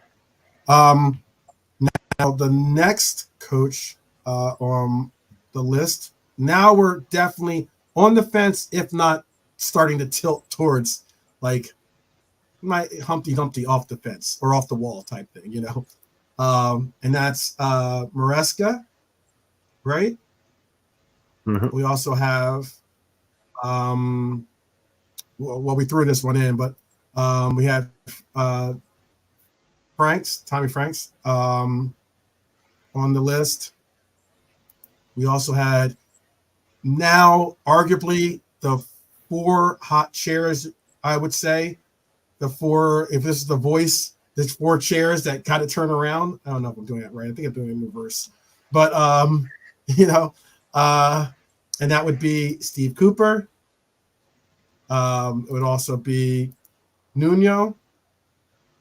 It would be Eric Ten Hag, or as I like to affectionately say, Eric Sevenhag. And it would be Eddie Howe. Yeah. Who are those candidates? Are you saying? Who are you saying is going to get the sack? If you had to pick one, and I know there could be multiple. So if there can be multiple, hey, that's just more opportunity for you to get it right. But who do you think is the strongest candidate out of all those? Tell us in the chat who you think as well. I had some people already give me their answers, by the way. Yeah. I know that Daryl had a vote for Thomas Frank. I know Hylor said that his vote was for Nuno. He says Forrest is he's for a manager that will not survive for long. He says for Nuno. And then I have two questions for you from the chat. But who do you think it's going to be, Brian? Yeah, I think first guy out the door is going to be Nuno. I think the second man out the door was Eddie Howe, and the third guy out the door, Eric Ten Hag. So yeah, I go Nunes. This is ignoring the other guys, but out of the list, I go Nunes definitely first because that owner is just crazy. Then Nuno. No, Nuno. not Nunes. Yeah. No, sorry, I'm going to change it. I think it's going to be Nuno will be the first to go. Mm-hmm. Then Thomas Frank will go because I think because of what I was saying. Thomas Frank will go, huh? Yeah, cool. I think Thomas Frank will be not the second. Cool, but I wasn't expecting that. Yeah. Yeah, and then Eddie Howe. Yeah, that'd be yeah. That's your three. All right, Yeah. and make sure I'm gonna make sure I got this down. So you had Nuno, right? Yeah, Nuno. Then Frank. Hal.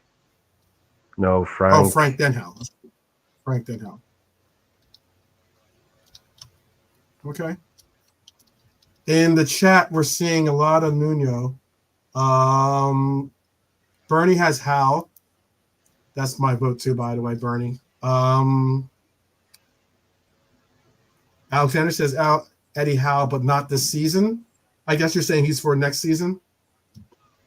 Baz has it that Eric 10 mouth to Eric 10. Oh, Eric's gonna get 10 months. Okay, he'll get 10 months, I guess. Big up Dakota, by the way. Big up Dakota. Oh, hi, Dakota. Bernie's got Dan Nuno. 10 months. I got you. Strongest candidate, if it was to go wrong, is Ten Hag or Philip. Jimmy has it, Nuno, Eddie, and then Eric. Okay. All right. Nuno is getting no love from Nuno. YouTube name has it, Eric Ten Hag. Although I hope he's there forever. You and I both. And that's it. Yeah, that's all the votes we have so far. So what would you say that is? I would say there's like a Ten Hag. So Ten Hag. I'm only gonna go with the first vote. I'm not gonna go with all three candidates. I'm just gonna go with the first one. So there was a vote for Ten Hag. See a vote for Nuno. Philip said Ten Hag, so that's 2 for Ten Hag. Baz has Ten Hag for 3. Let's see. I think Alexander has Hal, but he doesn't have him this season. But I'm still gonna put that down. So yeah, I'll still put it down as a vote for him. But I said Nuno and Jimmy said Nuno, so that's 3 for Nuno. Okay. Bernie has Hal. I have Hal. I'm gonna count Alexander as Hal. And who else did we say? We said some of the earlier votes were for Thomas Frank, got 1, and Hylor went with Nuno. So I think Nuno has it. That's 4. Yeah, that's 4 for Nuno has it. Huh. Nuno. Very interesting. Nuno. I could see Nuno getting the sack too, by the way. I mean, he was in our top, in my top 4 list here. Make sure we get him properly highlighted there. I don't know, man. What a season we have coming up, man. Yeah, can't even make it to Christmas. You know, you came. He's a coach that replaced the coach last Christmas, possibly a coach that's going to get replaced this Christmas. You know. Oh, these are real. Yeah, these are the new merry-go-round boys. There used to be 4 or 5 guys. You know, when it was back in the day when it was Bruce and Allardyce and Pardew and Tony Pulis, they'd all just get the same jobs over and over again. The likes of Nuno and Eddie Howe, Steve Cooper, they're kind of almost a newer version of that. Yeah, they're all going to end up managing the same clubs after the others get the sack. Yeah. But Nuno, it's more to do really with him. It's purely to do with the fact that he's shite. Yeah, he's not a good manager. He's proven that. He did okay for a while at Wolves, but he was given some really top quality players there, and he's shown that like with lesser players, he can't really do it. He was a car crash at Tottenham, like really bad. That went really bad. So then he ends up out in Saudi Arabia, and he wasn't very good out there either. Like I said, this guy was hired because your man, the other guy, was sacked. He sacked that guy, and then his anger subsided. He was like, "Yeah, I was so angry, I sacked that guy." He's like, "Right, okay, I need a new manager now. Right, let's go and look for a manager. No plan, no vision, no nothing. Just anger, sack a guy, and they go, oh, okay, who can we get? Who's out there? Right. Get my agent guy in, and let's start looking. No forethought, no planning, nothing at all. He'll do the same with Nuno. Yeah. He'll be 3 bad games. Nuno will have 3 bad games, and he say, "Yeah, you're done too. You're out." Yeah. Yep. Pretty much. As far as is a weird setup with the way that they like approach their business when it comes to whether it's like the hiring of the what the official title is, but like the hiring of the referee. Oh, that shit. Yeah. Referee consultant or something, wasn't it? Yeah. So like, I think that's what they call them. It's one of those things where you're just like, okay, man, all right, And big up to Ottoman Turk, by the way. Good to see you lately. Definitely more so. Yeah, big up, Ottoman. Yeah, big up, brother. But yeah, I can see Forest being that team that is because they're as you said, the ownership isn't exactly the most stable of ownerships when it comes to making decisions and having 4-lane plans. And I don't think that they really are all in with Nuno. That's a good show. I do personally think that Hal might already in his mind have one foot out the door, considering that I think that he would like to take on that England job. I think I personally think he would. I don't see why he wouldn't. It used to be the biggest job in England. It's no longer that, but it's if you take on that England job, you're going to get hammered in the press every day. It's a high stress position. So I can see what I think it was Bernie that suggested. I'm not sure if it was Bernie or not, but like someone suggested it in the chat that I could see Southgate replacing him. It'd be weird, but I could see Southgate going to Newcastle, and I could see Howe going to take on the English job. I don't see Southgate club manager. And you end up getting basically the same results that you're getting right now. Newcastle, wavering a little bit here and there. They'll be consistent, but there won't be like anything to write home about. And I think England, once again, we have a coach that doesn't inspire you to that next level. And there's really not much to the next level other than winning that next level for England. So it is what it is. Oh, and Bernie, yeah, this isn't a pity party for him. Don't. That's definitely true. You're right about that, Bernie. She says she doesn't feel sorry for managers. They are paid millions, and it's like a merry-go-round. They get sacked and get off the horse, then get picked up somewhere else and are back on another horse.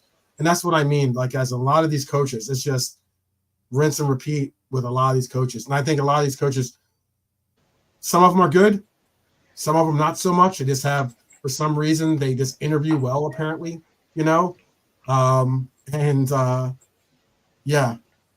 one of those cases where there's some coaches I think that should be given opportunities, but aren't. It's what I call buffers. These people don't put buffers between themselves and failures. They don't put buffers between themselves and bad decisions. What we do as a club, I believe, is we put buffers between ourselves and bad decisions. Mm-hmm. And what those things are they're professionals, they're experts. they're the best in the business at all of the bits and pieces that go Mhm. along towards the decision making process. So Mhm. you don't just have John Henry and say one of the other guys there, Billy Hogan, sitting in an office just going, right, what are we going to do? I like this guy, I like that guy. No, you have buffers all along the way. Did you pass it through these guys? These guys know more about football. They know more about scouting than anybody else. Some of these owners, they don't have that. They're actually making decisions on their own about players and about managers. They're not consulting anybody. They're Right. going Right. off because they think they know all about Right. who's a good Right. manager, and they just don't have any like due diligence, any checks and balances. Like, right, we'll check with this guy. Is what's your opinion? You're a top quality director of football. They don't. They hire these people, but they don't listen to their opinions. They Right. go off and make mad decisions because they're.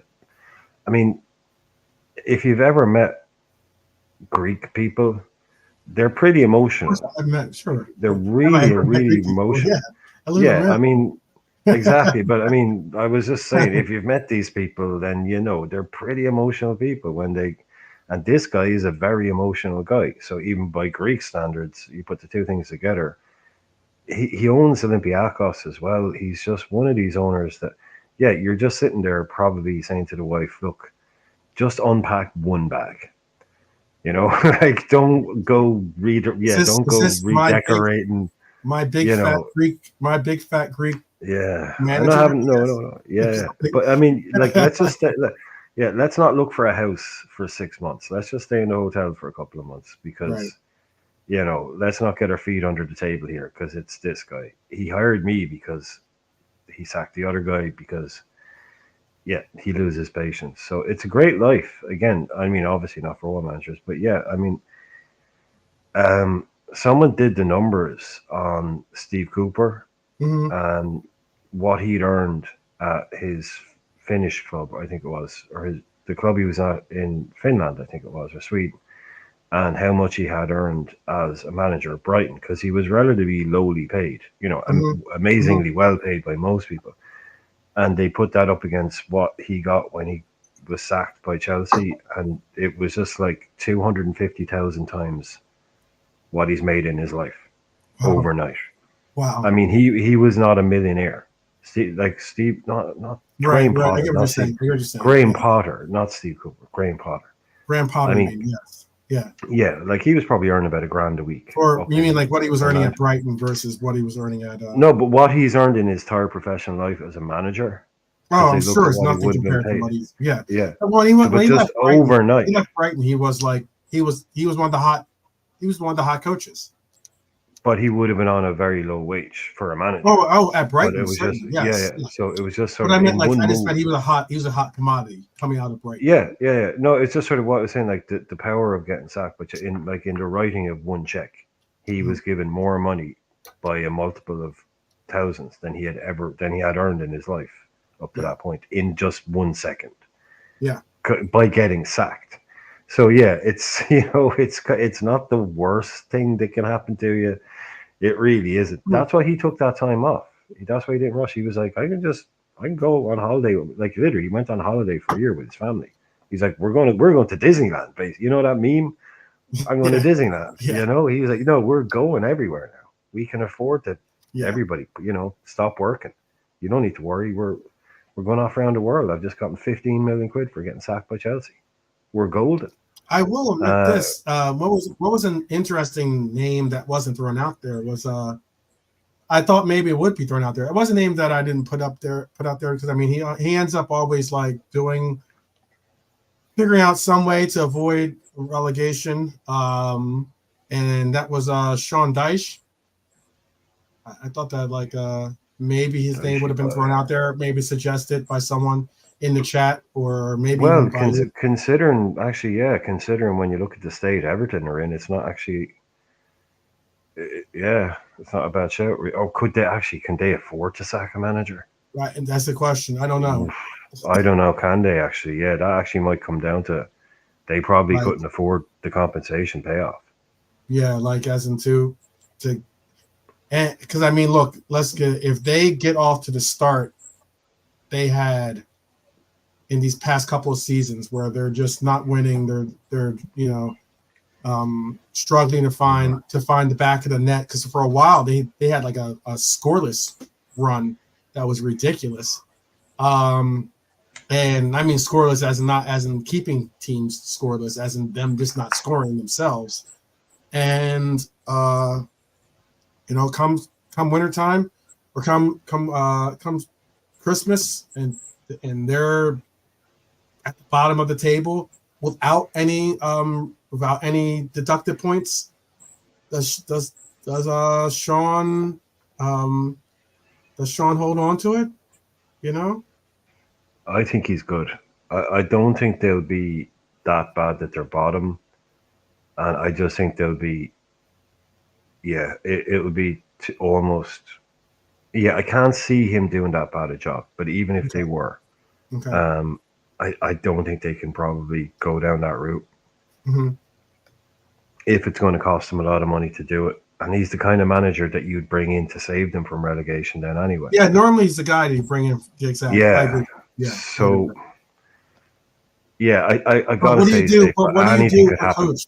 I was going to say real quick, what do you do with a coach that you normally bring in to save you from relegation, but has you in relegation, or has you fighting for relegation? Yeah. That's your stick or twist moment then, isn't it? Yeah. I just think, they are actually. We probably should have talked a bit more about them. Or not. They're so. I mean, anything can happen there.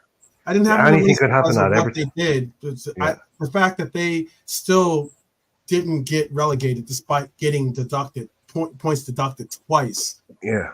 Was pretty. But this year's promoted teams or teams fighting that will most likely be fighting relegation, I think are stronger than last year's teams. Yeah, probably just about. I'd go with that. Leicester are better than Burnley. Mm-hmm. Southampton are probably better than Sheffield United, and Ipswich probably better than Luton. Yeah. And Ipswich is like the Luton, I think, of this Definitely, year. exactly. It's a really good comparison. Because Leicester scored 100 points and scored 1 million goals. Burnley got 100 points and got 1 million goals. Mm-hmm. Sheffield United, Southampton, pretty similar. Yeah. And then Luton and Ipswich. Yeah, both clubs. Luton is very similar to Ipswich. Came up through the divisions like a shot. Yeah. Ipswich. So yeah. Ipswich have spent a shitload more money than Luton did, though. Yeah. Luton didn't go. Exactly. Luton took all the money and said that's our future security. They might have.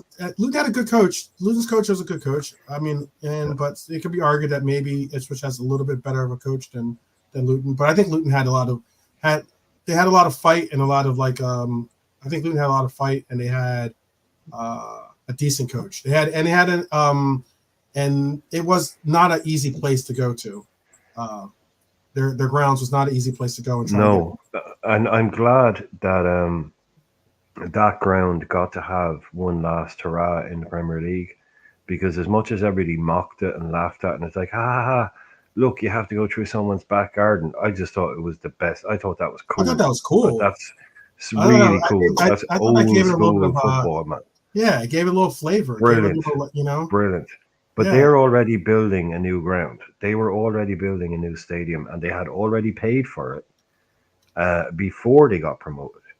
Oh, wow. So, they were in really good shape. So they've already bought and paid for their brand new stadium, 35 million quid, to replace the one that everybody was mocking and laughing at. But anybody that loves football will go, that is a cool stadium. But that's gone. So even then, the 100-odd million that they got from promotion, they don't even need to spend that on their new stadium. So they kept it all in house. Made a huge amount of money. That's the future of the club now, secure for 20 years if you do it right. And it looks like they are doing it right.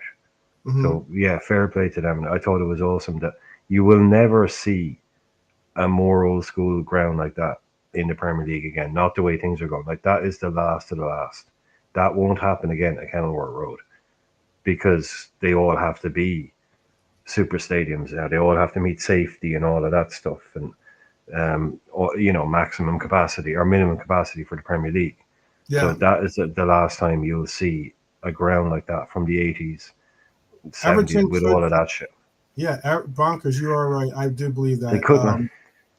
Everton could go down this season. Jimmy Worse. says Everton did really well last season, considering the punishment they got while they looked up to the top of the table, cheats laughing. Bernie says Yeah. that she can't believe that Ancelotti was at Everton. Hey, I don't think Ancelotti could believe he was at Everton. How about James?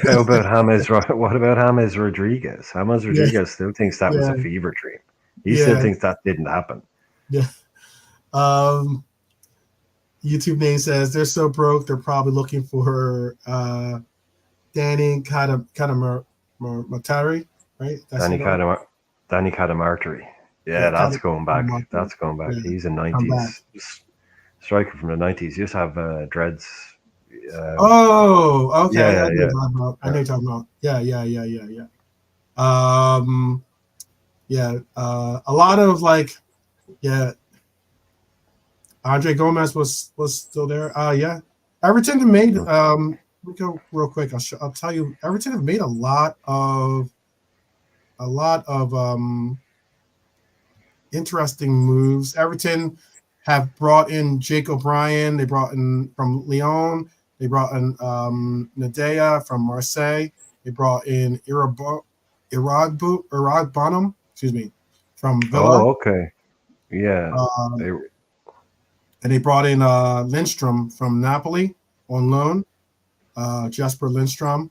And then obviously their big time sale was Onana to Villa for 59 million. yeah, come on, man. They got I over mean, that. They got over that. jeez. Now, look, I That know was they paid about 30 for him. I know they actually paid big for him, but I mean, he's good, but yeah, that's a bit of good business there. I mean, I they mean, he's spent raw. I've seen him, man. He looks like a 40, 50. They spent about 50 million euros so far, and they made it all back in that Onana deal. They're in yeah, the one they're in the shot. plus. They're in the plus this go around. Because they've let go of Dobbin for Sevilla for 11.8, so let's call it 12 million What? euros. They let go of obviously Onana, who I said 59 million, but they also let go of Godfrey to Atalanta for 12 million euros. So That is random as anything. Godfrey to Atalanta. yeah, That is really random. yeah, That's 60. okay. What is that? 60 plus. So they've made around 81 million and spent about 50 million. So they made, let's just call it 80 million, and they spent about 50 million. I'm Yeah, rounding up okay. and down. So yeah. I know I So mean, they got like a 30 million. They got like a 30 million euro profit so far going one into sec. this season. They're definitely looking at their books twice and trying to make sure that they're going to be in the profit area this year. I'm certain when it comes to Everton. We'll do definitely I'm gonna do a show for the summer transfer show where we do the final day. Basically we'll do the final countdown for deals being made, go into what the summer has looked like so far for all the teams, and also get into a lot of those things. It's coming up, people. I think it's like when's the date for community shields? That's coming up. I think it's like a week away or something like that. Maybe like 10 days away, something like that. When's the community? Do you know the date of the community shield? I think actually Irishman has got me on hold for a second. Does anyone know the date for the community shield this year? It's coming up. I know that. Does anyone know the date of the community shield? Does anyone know? Does anyone know?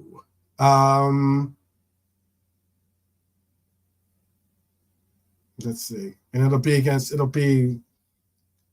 be United versus City, actually, which will be probably this Sunday. Yeah, right. I don't think it's this Sunday. I think it's next Sun. Is it this Sunday? Robert, do you know if it's this Sunday for sure? If it's this Sunday or not?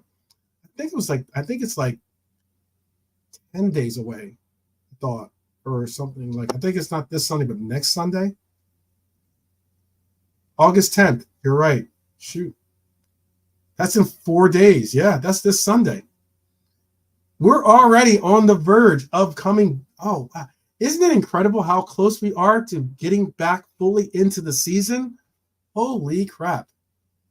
Oh, man. Yeah, August 10th. August 10th, 3 o'clock kickoff time for on Saturday, though. It's a Saturday game, actually. It's Saturday. I think it's Saturday, right? Isn't it Saturday? It says we'll kick off 1500 hours British Standard Time on Saturday, August 10th. So, yeah. Fun time, people. We are almost there. Yes, we are also on the verge of Van Dijk. We are on the verge of seeing our players all return. Yes, be safe out there in England. I know that you guys are going through some crazy times with the riots that are emerging left and right, as Bernie says, like a tinderbox out there. Be safe with your family. Be safe with yourself as well. Always have some real understanding of your surroundings. We don't want to see anyone get injured. And hopefully we can come to more sensible and more measured minds when it comes to trying to talk and negotiate what the future holds for all of us as a people. But can't believe the FA Cup. Should we do do you even want to do a community shield? Do we want to do a community shield pre-game, or not pre-game, but a community shield style preview? Does anyone even really care about the community shield this year? Does anyone really even care? I think it's pretty safe to say that I think that City will walk. I think they will walk away with the community shield. Should do a laugh along. Yeah, that's a good one. That's a good way of putting it, Bernie. A laugh along. Yeah, it's going to be a weird game for them because. Sorry, I had to answer the phone. No worries. It's going to be a weird game. We're just talking about. Can you believe that the community shield's in 4 days? Oh, no way. Jesus. Oh, that's it now. We're back in then. Once that starts, we're back into it. Yeah.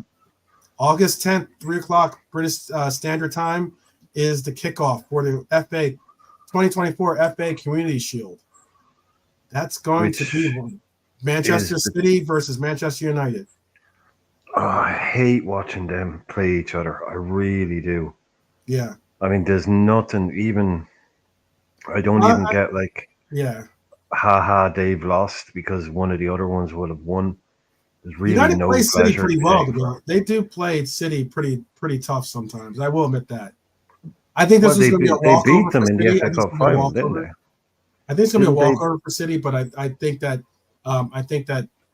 the United does play them pretty well for some reason. Somehow they play them obviously it's a derby game, but they wouldn't. They're in this because they beat them in the FA Cup final, right? Didn't they play them in the cup final? Yeah, you see, I don't even watch that. I didn't even watch that. I can't stand watching them play each other. Yeah. But yeah, that was a bit of a shock. The City fans were like, "Oh, this is a yeah." It's the only reason why Eric Ten Hag has his job. To be honest with you, I reckon you might be right on that one, but I think it's about 50% that and 50% a lack of a better candidate. I think this is what a lot of football fans aren't. But this has been kind of glanced over a lot by football fans this summer when talking about managers, because a lot of the talk will be about getting a guy that they don't name. You need this type of guy, but they won't name them. What the people aren't paying attention to is, well, look at the bare facts. Who is out there? Yeah. There's You a know what's real crazy about it? shortage. Oh yeah, go ahead. Finish your thought. Sorry. No, I was just saying, yeah, there's a real shortage. So Mhm. people are holding fire a little bit more maybe than they used to.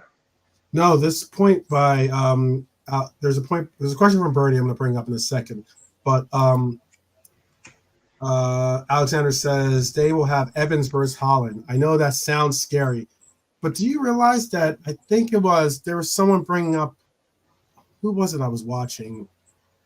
I'd have to pull it up on my watch list, but they're commentators. They're British commentators for the game, like the actual commentators for the game. I don't think it was like Martin Tyler, but it was like, maybe it was Martin Tyler. But anyways, they brought up they're bringing up there. I'll see if I can find it real quick for you. But they're bringing up the fact that Eric Ten Hag, or Eric Seven Hag, as I like to refer to him, has really not scored against the Big Six. I think he's got one goal against the Big Six, or the top, or however you want to reference us. He's got one goal, and we were the only goal that he has scored against the Big Six was against us in the 1-1 draw. Let me double check, Joe. Let me see if I can find what was that. It was a pretty weird stat, though. It was when I saw that I was like, wow, And basically, what they were alluding to, I guess you could say, was They're shy. that for the fact, because he went through it and he was like they were listing all the names of the top goal scorers, and it was kind of interesting because he was not on. He didn't score against any of the big clubs, and he also, when it comes to, he led the league in goals, but he gets his goals from he takes penalty kicks, which I'm not down. I'm not trying to downsize or take shots at someone that takes penalty kicks. I mean, obviously Mo Salah takes penalty kicks, and for us, even though we don't get that many, he still does. But he also has a lot of his goals came from the bottom, those like bottom mid to like bottom tables. Robert, we are going to do a fantasy football league. I know that JK and Brian are going to be working on getting that. JK is coming up with the thumbnail and all that stuff, so we will be doing a fantasy football league for those that are interested.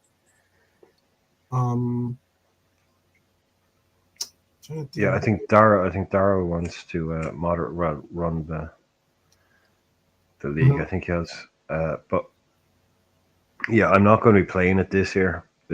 I've been saying for 8 years now that I'm going to take a break from it every year, and every year something happens where something like this happens, and people go, "Oh, but we're doing this, so you got to play one, you got to make one, you got to do one." And I've been trying to give it up for about 3 years now. I preferred football without it because I don't like wanting players from other teams to do well. So I probably won't be doing the official FPL this year. Well, so against Holland, against the top four sides, he has one goal, and that was against Liverpool in the 1-1 draw. He never showed up in the against two those. games in the quarterfinal of the Champions League, he didn't score. Last season, he didn't score in the Champions League final.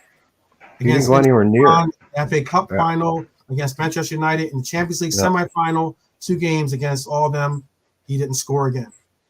You went missing loads, man. Loads of times. All the big games went missing. Yeah. I still would take him. That's not I'm not saying that he's a terrible player. I'm just No, saying. he's the opposite of Drogba. He's literally the opposite of Drogba. Drogba would get you like 15 goals in a season, but But he they're would all like big. score in Yeah, they're every not. final. Yeah, he's like He very big. scored in every final he ever played in. He scored Yeah. in every single final he's ever played in. He's probably scored in most of the semis, Mhm. but he's not getting Haaland numbers. But No. you want a player to score like the ultimate clutch striker, Drogba. Literally every final he ever played in, he scored in. What more do you want? Like Haaland plays in about 6 of them, scores in one, but scores 700 goals outside of that. So Mhm. they're the complete polar opposites. So what do you want? But they Oh, won I the stuff, understand. didn't they? So, question to the panel and chat: if you had to choose one to win, who would it be? Being the Manchester City or Oh, the Manchester United cup. Oh, that thing. in the Oh Community yeah. Shield? You can't sit on the fence, Brian. That's what Bernie's calling you out. Hmm. I'll be honest with How, you. I'd rather see City win than see United win. There's reasons behind that yeah. because often when you do tally up the who's got the most silverware in in England, that is a part of the tally most likely. And despite the fact that I get the Community Shield isn't a coveted, it's a glorified exhibition. It's England's version of the Super Cup, loosely put. Um, I think of it as like I rather see City get it than No United trophy. because United that would mean they're one step closer to uh, equaling out the cabinet, the silverware cabinet to us. Yeah, it does it well. Yeah, no. To me, they don't count. They're not trophies, so they don't count. Um, I just get what you're just saying, but finishes. if you do Yeah, look but up, it's a one-off game. Oh, I know if you look it up, but you can look yeah, up a lot of stuff that's incorrect. I mean, it's just to me not they don't incorrect. It's they just don't. not your No, version. no, but they're not trophies. It's a one-off game. There's only two, so it's not considered. There are a couple one-off games that don't that still get put in. It's not the only one-off game. Yeah, but what I'm saying is I don't count them. Okay, They I don't- got you. they're one-off games, so you only can like, and I wouldn't. I This isn't me, but I would not be alone in this. By the way, in not counting them as trophies, they do go on your wall or they do on your thing. But you have in England, you have the league and you have your two cups. Those are the trophies you can win, and then you have European cups, European trophies. But yeah, it's a one-off game. So for me, it's like a secondary trophy or a secondary title. If you want to add them in to make yours be like 27 instead of someone else being 28, cool. But yeah, it's the one-off game. It's like I feel no, I'm not fussing around it. Like I go to my coping mechanism that nothing City do now really is legitimate or relevant. So even if they do win something, I don't really count it. So I can just say, oh, let them win because I don't count it anyway. And I don't want to see Man United win anything.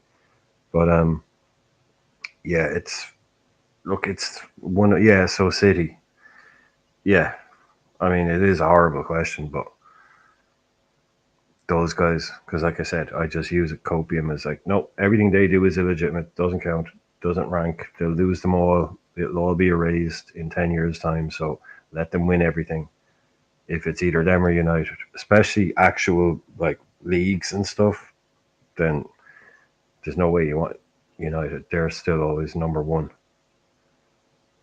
Yeah, I'd imagine. Yeah, for most people, I assume the United are still the number one rival. We don't see City like that.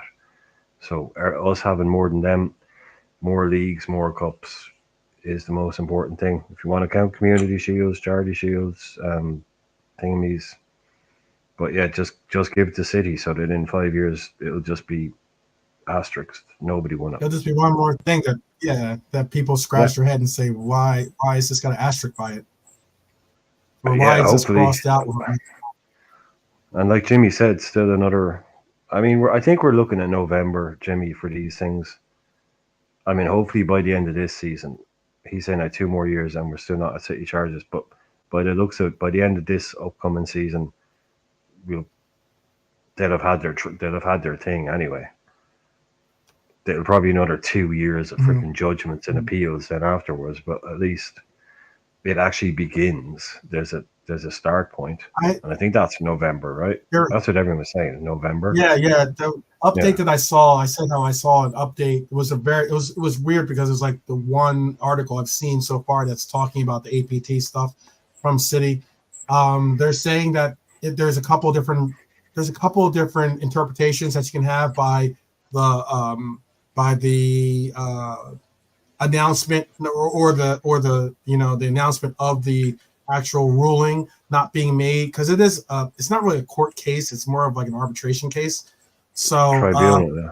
yeah, so when it comes to this particular case, they were saying in the article, at least one of the inside guys was saying that it could mean a couple different things. It could mean that maybe since if if it had gone City's way, obviously City would have been plastering the walls with this, because it could help out possibly their next case, their real case to come up, and it could also help them for other, like, publicity wise, as into like the PR campaign that they would have. But because it's not coming up, it could be that it could be a part of the settlement, or it could be a part of them saying, hey, we're going to allow for this to happen, but part of that is you can't disclose the agreement to the public or something like that. That's what basically they were saying. I think personally, having read a lot about what they said in that particular article, at least that was the only one that I could find that even remotely says it. They were saying that with the amount of different tactics they can use, despite the fact that this case was supposed, or this arbitration tribunal was supposed to be done in 2 weeks, they said that they could look for this to take up to 6 months for them to get a ruling. And I was like, that could take them. So basically, they could have, in essence, two cases that they're handling at once. And I think that would be a nightmare for the Premier League. It's part of the reason why, if there is a ruling against City, and I say if there is, I'm hoping that it is a strict and stern one that really puts an emphasis that this club has done more to take away the foundational pillars of the Premier League than they have to bolster it, in my own honest opinion. So, and I think they should get properly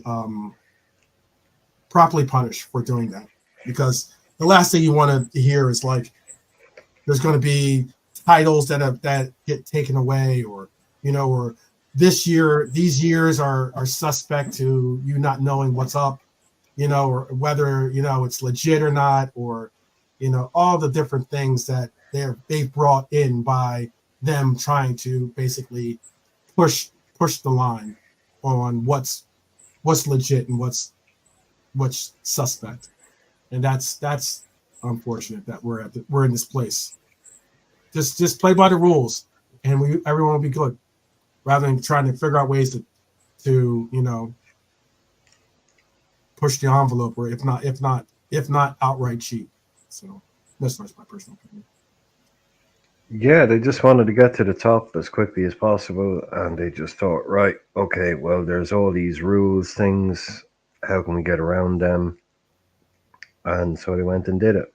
Yeah. And I think they became so big so fast. It's like, we'll be so big and so successful, and so important, and we'll have all the best players that they won't dare kick us out. Is probably the strategy. Right. Too big to fail. It's like the bank thing in America, or like the too big to fail thing, right, guys? And look, we'll just make ourselves such a big name and everything else. Because listen, let's get it real. City was not a big name before. They weren't a relevant in the sense of winning trophy style relevant club before. They everybody's too much invested in them. If they go down, we go down, kind of thing. It makes us look. Yeah, I'm imagining that's the strategy there. But I think in the court of public opinion, regardless of what comes out, Yeah. they've been judged. The only people out there that don't think they've cheated are City fans.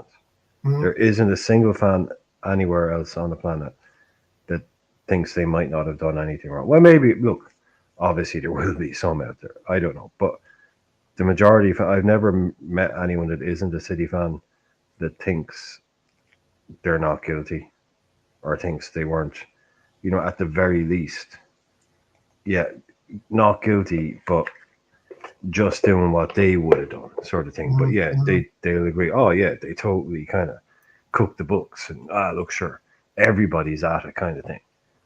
But I think the only people that are actually out there going, no, this is a witch hunt, or it's all made up. It's all that. It's obviously it's only City fans. Nobody else Hmm. out there thinks they have a leg to stand on. Hmm. So regardless of what their judgment is, yeah, I think that ship has sailed for them. Really, I mean, I think their players know it. I think their manager know it. That yeah, you get your City fans rejoicing, but how much love do you get anywhere else? You Hmm. don't. You don't get any real respect. You get kind of grudging respect. But those players know, like, they'd probably trade 6 leagues with Man City for 3 with Barcelona or Real Madrid or whatever their dream club is. Because their dream club ain't Man Yeah. City, by the way. It ain't Man City. Yeah. So, Right. because when they go back home, they're like, "Wow, you won 3 gold, or you won 3 leagues at the club of Maradona, of Ronaldinho, of Ronaldo." It's like, "Oh wow, you won 5 leagues with Man City. Well done." I mean, great. It doesn't make you a hero. I think in the way that yeah, it's so tainted. It really is. Like even the De Bruyne's, they're screaming in the cameras and all that. I'm just thinking, in the back of their heads, how much does this really mean to you? I mean, even a Phil Foden, probably means it. But to these guys that have been brought in, they'll be getting shady backroom money talk. They'll know what's going on. Especially the guys that came in early. There'll be a lot of the agents saying, "Look, don't say anything about this payment to that guy." And oh, and by the Real way, the quick, manager's getting an extra few quid.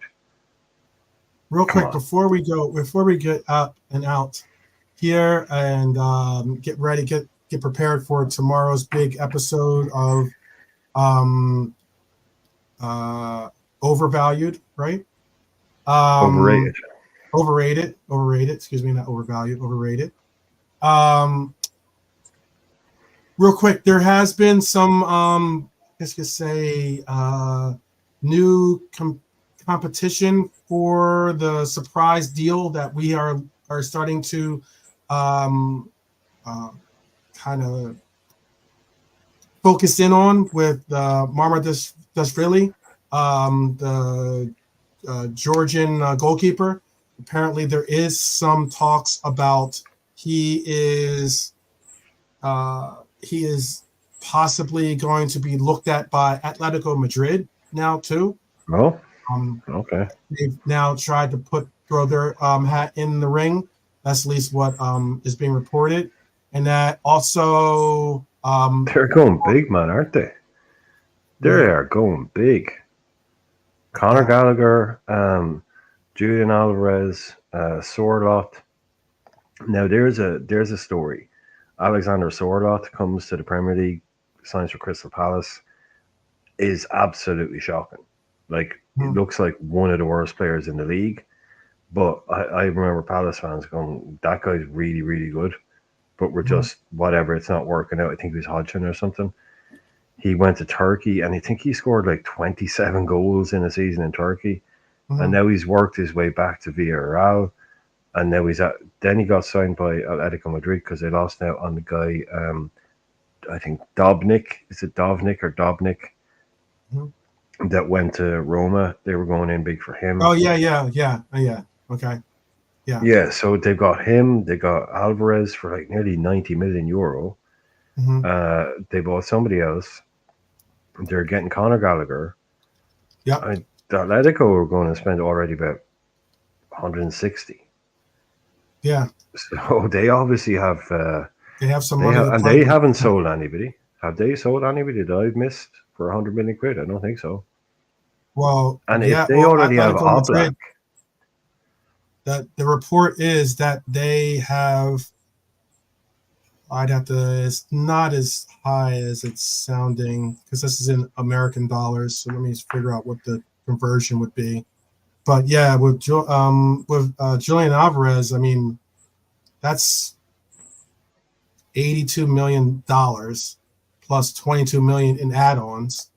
So that's 104 million dollars. What's that in this dollars to euros is pretty close, but I think it's about 98 million or 96 million euros. well, you see, with all because there's different add-ons, everyone's giving it a different number, so everyone just give it the highest number. But I think they're Mhm. calling it set. That I was think they're according to saying, CBS Sports. That was according to CBS Sports. Yeah. yeah, I think they're giving it 72 million euro or 72 million pounds because it's City's biggest ever sale. Like, Yeah. I thought like there was a lot of talk. Arsenal fans got very giddy because they thought they were getting him because obviously what happened was a certain portion of information was leaked out, and that information was that he was being sold, hmm and they And you're talking about also Alexander Sorloth. That's who you're talking about earlier, right? oh well, I was talking about him earlier on, yeah, Yes. the Yes. guy Yeah. from Crystal Palace, but Yeah. yeah, the Arsenal fans thought they were getting Julian Alvarez Yeah. because obviously there was the news that he was leaving had come out and someone attached them. Maybe they just heard it's a club that begins with A, and they said, they're going to Arsenal. But that was a proper You're right story. about Atletico Madrid though. They signed some big names. Yeah, they're spending a lot of money, man. It They is just signed crazy. It's crazy money, yeah, but I late thought uh, uh Robin Lenormand. You spoke of him, right? From Real Sociedad. They just signed him as well. Lenormand, he played centre half for Spain as they won the Euros. He was the starting Yep. centre half. Yep. Real Yeah, Sociedad player that it's confirmed that the contract deals are done for for their new signing. They will get I mean, basically they're giving up 30 million euros plus 5 million in variables for an add-ons. So they're spending just some a money. You're right about that. question for the chat. Um, I'll say I'll say it's 85 million euro. Okay, let's just make it that, just for the sake of argument. Alvarez, Julian Alvarez from Man City, 85 million euros. Would you take him at Liverpool? Julian Alvarez. Question to the chat. Yeah, at 85 million, just say that was the price. Mm-hmm. Would you have taken him at Liverpool? Because No. I would have taken him all day as a player. Mm-hmm. Price, He's a great player. Great player. don't know. Price. No. Don't know about it. Don't know about it. I'm The only sure it'll reason why end I'm up being saying great I value for think them. he's a great player, but hey, you're obviously our rival's going to put extra tax on it. If we were to even us getting it at that price would have been a steal. Well, that's Considering, why I was saying I was for the sake, just for the sake of making it an easy question. I just said just say it's 85. yeah. So just at that price. So just to take the price argument out, just say the price was 85. Would you have Mhm. taken him at that price? And I mean, I wouldn't take him at 85 only because what did they spend like 12 million or something? Like what was it like? Well, it on was somewhere. him, oh, Yeah, 17. Oh yeah, he didn't even 17. cost 20 million. Yeah, he Yeah, didn't even cost 20 million quid. yeah. You know, so like, yeah, man. I think that'll prove to be great value. Euros, Jimmy, euros.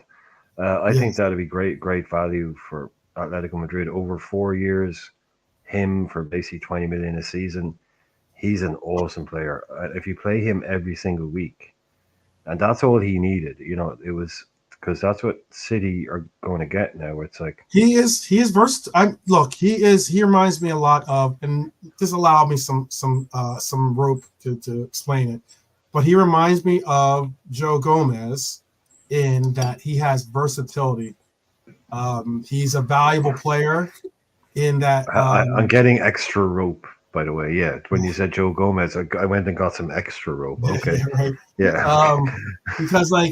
Because do I think that Alvarez is your outright striker day in day out? I don't personally, but can Alvarez play a 10? Can he play on the wing? Can he play or as a midfielder or even as your striker? Absolutely, and I think he's possibly good at each and every one of those positions, like equally good at each and one of those positions. I'm not saying he excels where he's the best in the league at that position, but I think that he is certainly one of the a very, very comparable and excellent choice to be able to know that you can plug and play him in various roles on the pitch, deciding if you need him to fill in for Foden or if you need him to fill in for Haaland. Those are two big players that you have to that you're taking out of your team. I think that he would do an adequate job in that. And that's the same with why I said Gomez. It's because, look, say what you like. I love Robbo, but I think that Gomez does a job at left back. I love Simicast, does a job, but Gomez does and provides a certain job at left back. Right back, same thing.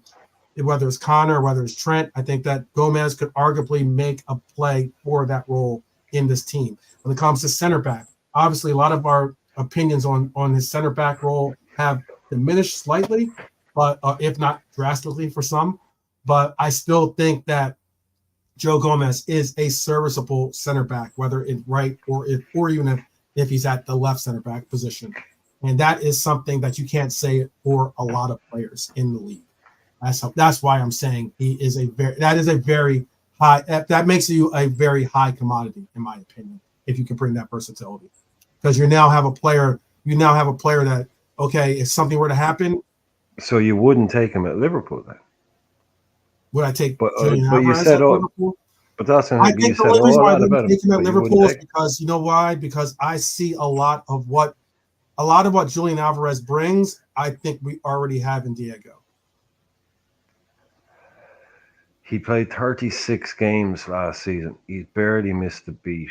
No, I got you. The only thing he gives you that Diego might not have is that fitness. But the guy is, we're looking at, he obviously, to get him, is going to cost you 90 million euro. So we were never going to be in that. Right. Like we should have been in the 17 million. 90 million euros. No. Of course. 5 million euros, whatever it was the number that you wanted to settle on. No, it is a quick answer at that. But we should have been in the 17 million euro deal. We probably were trying to get him, but there's no 17 point. million all day, every day. Yeah. For 34 million, sign me up. Yeah. No, he's beyond us. Yeah, he's beyond us now. We've missed our chance at a player like that. But it's a really important deal. It's down the tracks. But you play him as they bought Sorloth as a number 9. You play Alvarez every single game of the week or game of the season off him. He's going to get you 23, 25. So that'll be a great signing for them, for Atletico. And it's a great deal for Man City, even as good as he is. Oh, even as good as he is, that's a great. It's not like for that kind of money. Yeah, it's not like he's irreplaceable. That's why. Yeah, it's not like you can't find someone to bring in with that kind of money coming your way. You can probably get a quality player, as a replacement that might not serve as many of the interchangeable pieces that I spoke of earlier, but certainly someone that could be a specialist. Like you could get with that money now that they just spent on him. I'm not trying to give them any suggestions or any ideas, but they could go out and get their Bruno now. They could possibly afford it. and not have it bump up against the PSR. Oh, that frees the oh man, that frees up a hell of a lot of money for it. Like, Yeah, what are you calling it? They can top that to a 70 million profit. yeah, That opens up a lot of avenues. right. That's what I mean. That could be their Bruno G if they wanted But to. they wanted to drop 90 on Paqueta. That deal fell through, and they only spent half of that then on Nunes from Wolves. They can go and pull the trigger on Right. something. I thought that was like a waste, but anyway. Well, that's what they do. They Yeah, do that. Like Calvin Phillips, 50 million quid, don't play. See you yeah, later.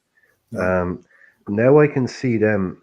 I mean, they have a problem because from what I can see, the whole idea here was Ah, Barcelona had Nico Williams in the chamber and it was yeah. ready to go. But if Nico Williams wasn't going to happen, it wasn't going to happen. Then The they'd Al, go Danny yeah. Almo. I Yeah, would have thought Danny Alexander just said Almo. that too. He just said that makes Musiala. I don't know if it makes Musiala deal happen. I don't think that is the Yeah. case with that. Oh no, Almo. It makes it. It Wouldn't. makes it. It Yeah. definitely helps you, but I don't think it gets you all the way there. But it definitely the Danny Olmo that could be a shout. I mean, I'll bring up their so far, not including that deal right there. They've let go of Harwood Bellis to Southampton for 23 million euros. They've let go of This is crazy, man. the lap. I said earlier to Ipswich for 18 million, 17.9, but let's call it 18. I mean, we're talking about 30. That's I mean, 41, we're talking about 50. double. They've had 55 million. They've had 55 million come in, and crazy, and at least without this deal, they've had 55 million for come in, youth players, and then they've had 25 million that they've brought in, and that was the Savio guy. I mean, somebody should be making a video of this and showing it to people that are over the age of 50 and saying this is how transfers are working now. Look at all those young players that Chelsea are selling today, like Hutchison, 20 million quid, Delap, 18 million. This guy, Harwood Bellis, whatever, 23 million quid. I mean, these guys are youth players, and these are numbers that 10 years ago, I mean, a lot of clubs out there have not spent that ever on a player. Like big clubs have never spent 18 million quid on a player. Mm-hmm. And this is how transfers are working now. Big, huge clubs selling kids you've never heard of for massive money to the likes of Southampton and Ipswich. I don't know where Arsenal. I've heard a lot of like chess from Arsenal about how they're going to possibly bring in a big name. I mean, Calafiori was 45 million euros, but the Raya deal gets marked on this year because he was a loan last year, but now he's an actual sale. So he was 31.9 million going out or coming in, I should say. But the Emily Smith Rowe for 31.8 million. That's pretty much a wash. So they've spent 45 million already. So I don't know if they have it'd be interesting to see if they have enough to get that 80, 90, 100 million pound striker that they've been, the Ossimans of the world that they've been talking about. I don't know if they can do that or not. This is all related to some of these sales. I'm trying to think of one other one before we get out of here. I know we've gone over on our time here. Sometimes we just get to chat and enjoying the interaction of the chat. Sometimes, not sometimes, all the time. I'm trying to think of who else is a big name that's gotten. I'm looking through this list here. Archie Gray, 41.3. The West Ham, the fact that Wolves got 47.5 million euros for Max Kilman. Good for you, Wolves. Good for you. Good for you. West Ham are doing a lot of business. Oh, they did a heck of a lot of business. They're over the 100 million euro mark easily. 47.5 off 50 to make it easy numbers. 30 million for Somerville, so that's 80 million. They did another 40. Brooke. Did another 50 million for Fulkrug and No, not Gilheim 50. No. Oh, for both of them, yeah. for both of Fulkrug them is together. 27. Yeah, for both of Yeah, them together, 27, Guilherme. 2021. So yeah, that's quite a bit. 97. Yeah, I already had the math in my head. That says sales. Yeah, 50. That has to say sales, but they could wipe all that out with No, one see, 90 that's the million thing. bid from Kudos. They did, was it 50? No, but no. Listen, no, what I'm saying is that says sales. They could wipe 127. all. Yeah, I got you. They Oh, I could was gonna wipe tell you all what they that out. sold. I was gonna tell you the number they sold. No, I know they haven't. So I know what they've sold. But what I'm saying is they can go. They could be in profit with one Paqueta or one Kudos deal. Yeah, Easily. They're waiting on that. If they don't, I mean, how they can know we those not two are be- going to go one way or another. Yeah, They have to. Yeah, They have to. There's no. yeah. Kudos So doesn't far, want to they've stay sold. there. The top sale they've had so far is Downs to Southampton for about 18 million euros. Look at like we've all. This is Southampton. Southampton are throwing money around. We've already mentioned Southampton 3 or 4 times now in terms of who. When you've been talking about players that clubs have sold for big money, Southampton have bought 3 of these guys. 18, 20, 23. They bought that Taylor Harwood Bellis guy, is it, from City for 23? This is, I mean, I think this will go down. Like, I think this season, especially this summer, if you take it from January in when no money was spent, right through this summer, I know 2.3 billion has been spent in the European top 5 leagues across Europe, but money is probably down. You look at the managers that are getting hired. I think in 10 years, people will look back at this as a pivotal season. Yeah.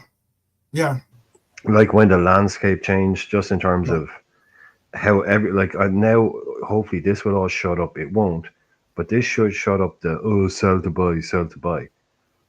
Like literally, you've got Every clubs out club's there going, yeah, and they're telling you. Yeah. Like everybody ignores it when Manchester United go out, sell some for 80 million, or not Man United, Chelsea, and they go and buy a load of players. Man City go out and they okay, we've done this, now we'll buy a player. We're not going to buy unless we sell. You know, there's no need. Again, they'll say that's not about money, but we're all under the same rules. This, and again, you couple that in with, at the moment, you also have what I'm calling the death of the overcoat manager. You know, the overcoat managers are gone. The Ancelottis of the previous era, the Sakis, the guys that run the club with an iron fist, they're in charge of everything. Now it's all head coaches, you know, and this summer window has shown with the Nagelsmann, all the Marescas, 31-year-old kids getting the Brighton job. You know, it's the landscape has changed really drastically in football in the last 12 months because this FFP stuff has finally kicked in. It took years, but it has actually finally properly kicked in this year. And you couple that with the likes of owners having no interest whatsoever in saying to a guy, okay, yeah, here's the keys. You do it. It's yours. You know, giving him the key to the Bernabeu. It's your, you're the manager. You run everything. No. It's football directors, all of that stuff, you know, at every club now. So you're not going to get these Alex Fergusons that run everything from top to bottom. I mean, if that's what you want coming back, it's not going to happen. No. Like it was what I was talking about earlier on, buffers. They put people in place at every level now. So there's no manager in the world at the top level that's getting to make every decision about everything. They're like, you're mad. You're crazy, man. You're not getting to choose like who we sell and who we buy.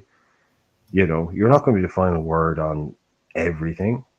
Come on, you could be gone in 80, and as we said earlier on, 437 days, right? Yeah. Like you know, we all know you're not going to be here in 3 years' time, so you're not making like long-term decisions, like. Or at least that's for Chelsea, yeah. for sure. But no, it was the Answer your average for the question Premier real League. quick, Frank. Go Yeah, ahead. cool. Yeah. No, I was just saying it was also the average. It would have been around the average for the Premier League as well, but that would be the smaller, the churn that clubs that change managers to stay up or whatever. But it added up to that. But of the bigger clubs that were more stable, yeah, there was no one near that.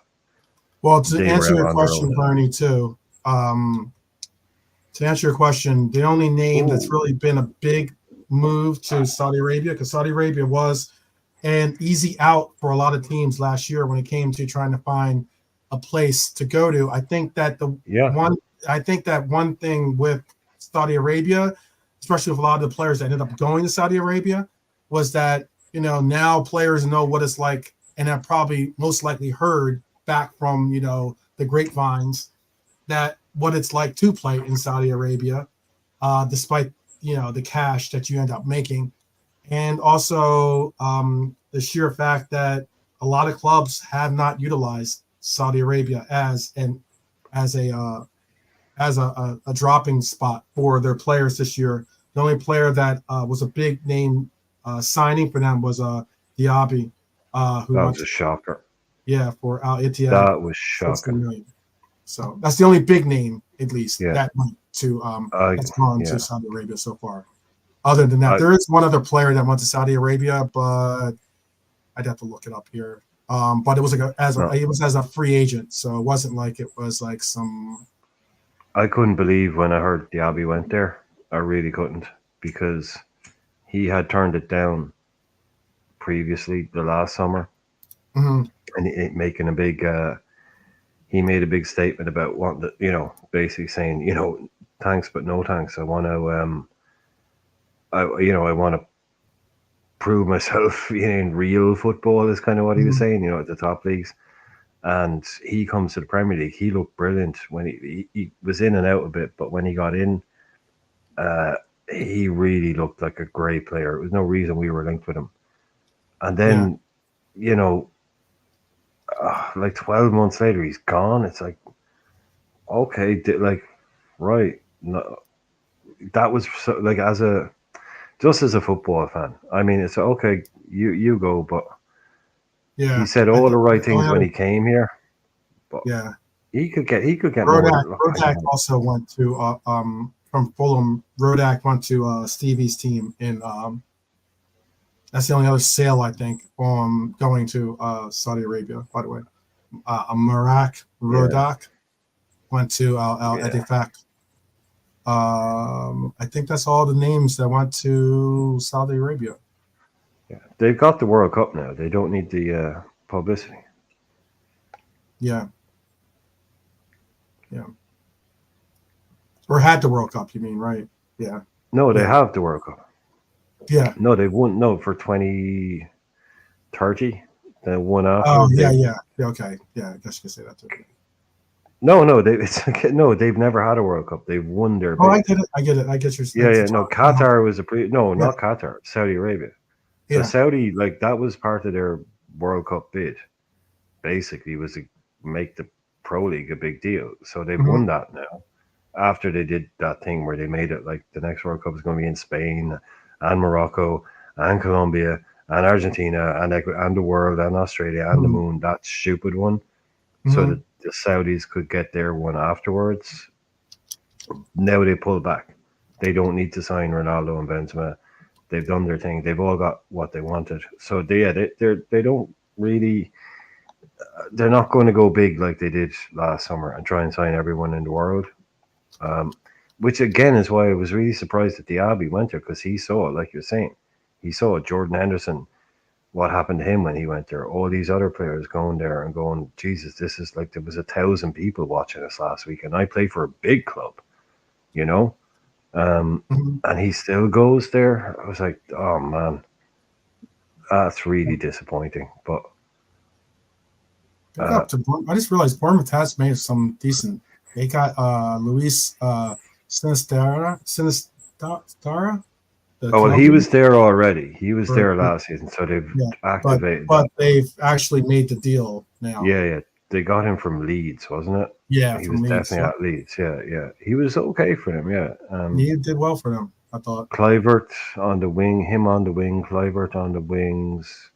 They Mhm. had another good winger,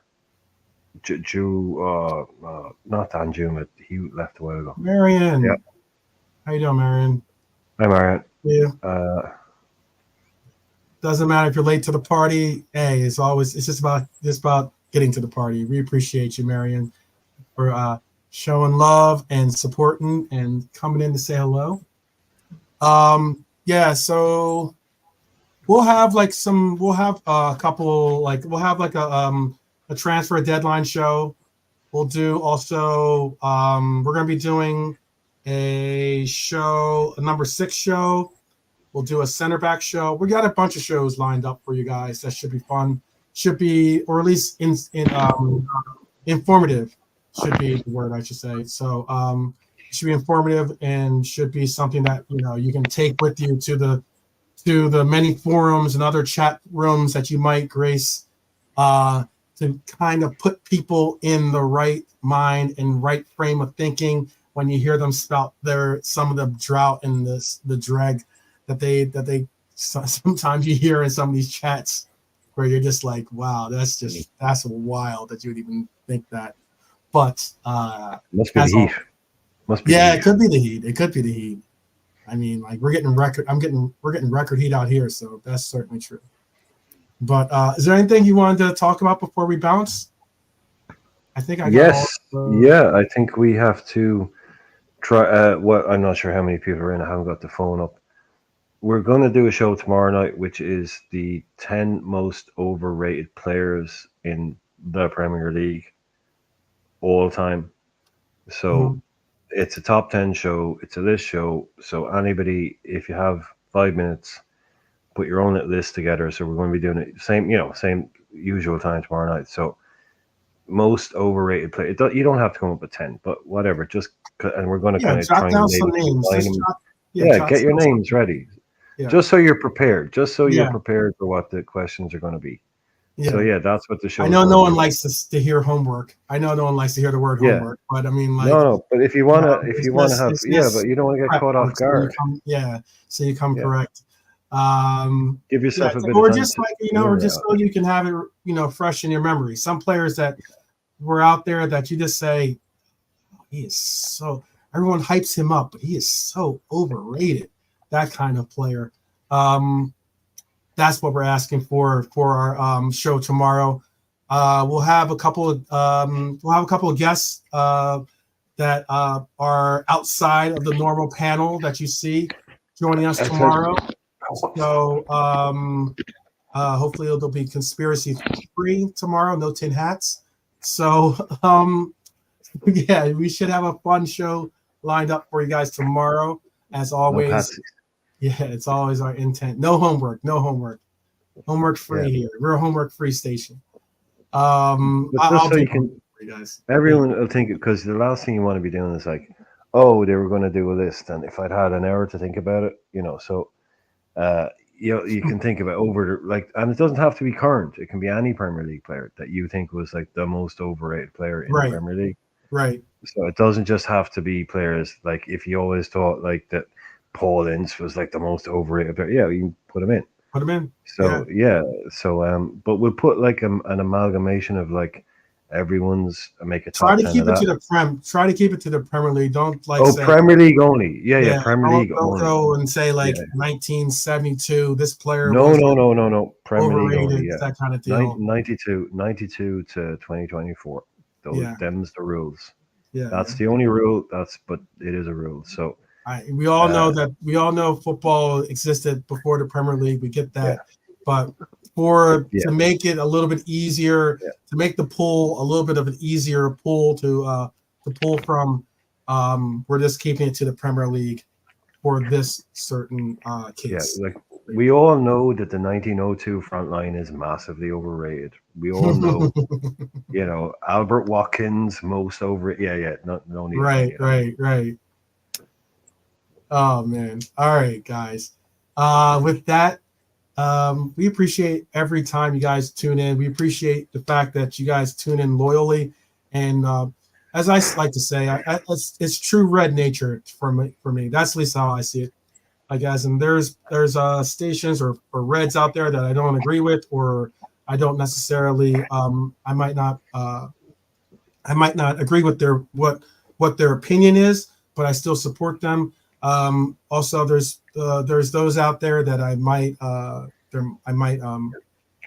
learn something from, and there's some that I could possibly teach a thing or two too. But we will never get to that stage if we don't support each other, if we don't go and actually, congregate in these forums and have the time to say hello, goodbye, welcome, those kinds of things, and thank yous to each other. And I appreciate it.